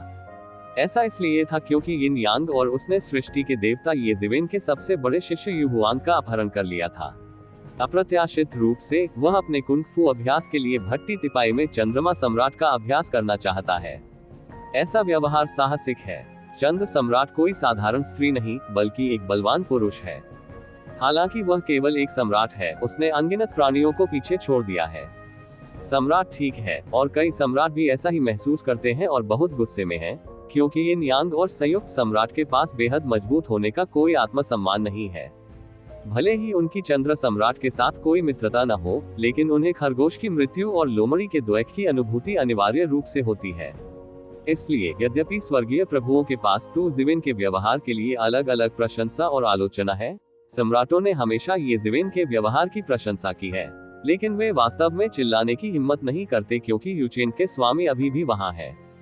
यिन और यांग और संयुक्त सम्राट ने जो किया है, उसके कारण उन्हें अपनी त्वचा काटने का दर्द महसूस हुआ है, खासकर उन महिला सम्राटों को। चंद्रमा सम्राट के पीछे ये जिविन खड़ा था। यिन और यांग और संयुक्त सम्राट दोनों ने ऐसा करने का साहस किया। अकेले ही वे पृष्ठभूमि के बिना बेहद शक्तिशाली लोग हैं। जब वे सावधान नहीं होते हैं, तो यिन और यांग और संयुक्त सम्राट द्वारा उनका अपहरण किया जा सकता है। यहाँ तक कि यूचेन शहर का मास्टर भी उनका अपहरण कर सकता है और अपने बेटे के लिए मार्शल आर्ट का अभ्यास कर सकता है। इस समय हम स्वाभाविक रूप से तालियां बजाते हैं। हालांकि दोनों बेहद मजबूत हैं। हालांकि सम्राटों की शक्ति देवताओं के सामने बहुत नाजुक है। वे हमेशा आशावादी रहे हैं और देवताओं की इच्छा को प्रभावित नहीं कर सकते। अभी भी मिश्रित है, अनजाने में भी एक बवंडर अंधेरे में लटका हुआ है। वह है ये शिवेन की प्रवृत्ति को कड़ी सजा देना। ऐसा कहा जाता है कि ये जिविन ने सृष्टि के देवता की आंतरिक स्थिरता को नष्ट कर दिया, खासकर इस सबसे महत्वपूर्ण मोड़ पर। इस समय चंद्रमा शहर पर कब्जा कर लिया गया था। हालांकि यह संकट की शरद ऋतु नहीं थी, यह एक अत्यंत खतरनाक चीज थी जो प्राचीन काल से कभी नहीं हुई थी। इस मोड़ पर तू जिविन ने यिन और यांग और सम्राट हे को मार डाला, जिससे दोनों शिविरों के बीच विरोधाभास भड़क गया। उस समय उन प्राचीन युगों का ही कल्याण हो सकता है। इसलिए यूचेन सिटी लॉर्ड और यहाँ तक कि यूचेन शिविर में कई शक्तिशाली लोगों के गुस्से को शांत करने के लिए ये जिविन का बलिदान दिया जाना चाहिए। मुझे नहीं पता कि यह प्रवृत्ति कब शुरू हुई। ये और अधिक तीव्र हो गई और धीरे धीरे बेहद ताकतवर लोगों के बीच भी फैल गई, यहाँ तक कि बेहद ताकतवर लोगों के बीच भी। ऐसा लगता है कि यह एक भयानक जनमत बनाना चाहता है और ये जिविन को झुकने के लिए मजबूर करना चाहता है। मानव स्वभाव का स्वार्थ इस समय तीव्र और स्पष्ट रूप से परिलक्षित होता है। हालांकि अधिकांश लोग जानते हैं कि ये जिविन ने यिन यांग और हेदी को क्यों मारा। वे यिन यांग और हेदी जैसे दूसरे पूर्वजों से भी नफरत करते हैं। हालांकि जैसा कि अफवाह कहती है, एक बार जब चंद्रमा शहर पर कब्जा कर लिया गया और लंबे समय तक कब्जा कर लिया गया, तो प्राचीन युग के कई शीर्ष विशेषज्ञों का लगातार आगमन होगा, जो अन्य पवित्र शहरों के लिए भी एक बड़ा खतरा पैदा करेगा। लोगों की तो बात ही छोड़ दे, उपग्रह शहरों में रहना कहीं भी कोई सुरक्षित नहीं है। इस समय अपने स्वयं के जीवन से अधिक महत्वपूर्ण दूसरे पूर्वज के प्रति घृणा है। इस जनमत के मार्गदर्शन में ऐसे शब्द लगभग हर जगह सुने जा सकते हैं। वू जून को माफी मांगने की अनुमति दी जानी चाहिए। उसने दो शिविरों के बीच टकराव को उकसाया। यदि प्राचीन युग में एक मजबूत आधार है तो ये हमारी रचना के पूरे भगवान का पाप होगा। हालांकि मुझे पता है कि गलती यिन और यांग और सम्राट में है। समग्र स्थिति के लिए वू जून को इसकी कीमत चुकानी चाहिए। ये वू जून चंद्रमा शहर के मालिक को सौंप दिया जाएगा। चंद्रमा शहर हार नहीं सकता। एक स्वर्गीय जून के रूप में उसे सृजन के देवता की रक्षा के लिए भुगतान करना चाहिए। जनमत का यह उन्माद तीव्र हो गया और अत्यंत शक्तिशाली लोगों को प्रभावित करने लगा। हालांकि कई सम्राट पहले भी ये जिवेन की प्रशंसा कर रहे थे, कई लोग सोचने लगे कि यह कथन अनुचित नहीं है। यूचेन की समग्र स्थिति की तुलना में ये जिवेन का व्यक्तिगत लाभ और हानि क्या है। वैसे भी मृत ताओवादी मित्र नहीं मरते। कुछ समय बाद यह उन्माद अंततः देवताओं तक फैल गया। यहाँ तक कि कई देवता भी गुप्त रूप से चर्चा कर रहे थे कि क्या ये जिवेन को माफी मांगनी चाहिए। समग्र स्थिति को ध्यान में रखते हुए उनका बलिदान सार्थक था। यहाँ तक कि तियानजुन भी इसमें शामिल था, जिसने निस्संदेह ये जिवेन को पूर्ण तूफान के मुहाने पर खड़ा कर दिया था। ऐसा लगता है कि अनगिनत मुंह हैं जो उनसे समग्र स्थिति के लिए त्याग, बलिदान और बलिदान करने के लिए कह रहे हैं। जब यह उन्माद तियानजुन में फैल गया तो ये जिवेन जो तूफान के मुहाने पर था, जापान के शहर डोंगतियानजुन की तलहटी थी। स्वर्ग में वे एक दूसरे के सामने बैठे थे और दो बादलों के बिस्तरों पर बैठे थे। दो बादलों के बिस्तरों के बीच में एक चाय की मेज उन्हें अलग कर रही थी और उन पर दो अमर चाय गर्म हो रही थी। ये जिवेन ने उसके सामने परी चाय का एक कप लिया और एक चुस्की ली। उसे लगा कि उसका पूरा शरीर आरामदायक है और उसके छिद्रों को खोलना होगा। यहाँ तक कि उसके पहले से ही परिपूर्ण स्वर्गीय शरीर के लिए इसका कंडरा धोने और मज्जा को काटने का प्रभाव था। साधारण सम्राट शराब पीने के बाद अपने कौशल में बहुत सुधार करेंगे। अच्छी चाय। ये जिवेन ने अपना चाय का कप नीचे रखा और कहने से खुद को नहीं रोक सका। मुझे कहना होगा कि यह सबसे अच्छी चाय है जो मैंने कभी पी है। डोंगटियानजुन ने वास्तव में बहुत सारी अच्छी चीजें छिपाई हैं। हा, वास्तव में ज्यादा नहीं। डोंगटियानजुन ने कहा, ये सिर्फ इतना है कि मुझे पहले पैतृक चाय के पेड़ द्वारा छोड़ी गई कुछ चाय की पत्तियां मिली। अब और कुछ नहीं है। मैं केवल विशिष्ट अतिथियों का मनोरंजन करता हूँ। पैतृक चाय का पेड़, क्या ये स्वर्ग और पृथ्वी पर पहला चाय का पेड़ है? ये जिवेन ने पूछा। ठीक है, यह इस युग में पैदा हुआ पहला चाय का पेड़ है, लेकिन सामान्य समय में इसे देखना कठिन है। भले ही हमारे स्वर्गीय पिता इसका पता नहीं लगा सकते, लेकिन ये केवल कुछ विशिष्ट समय पर ही दिखाई देगा। परिपक्व चाय को बहा देने के बाद यह अपने आप निकल जाएगा। इसलिए चाय का प्रत्येक टुकड़ा बहुत कीमती है। हमारे स्वर्गीय पिता के लिए ये क्लासिक्स को धो सकता है और लंबे समय तक पीने के लिए गूदे को काट सकता है। डोंगतियानजुन ने कहा, क्या इतने कीमती पुश्तैनी चाय के पेड़ को लूटने वाला कोई नहीं है? ये जिवेन ने पूछा। बेशक, लेकिन ये बेकार है। ये चाय का पेड़ स्वर्ग और पृथ्वी के जन्म की शुरुआत में पैदा हुआ था।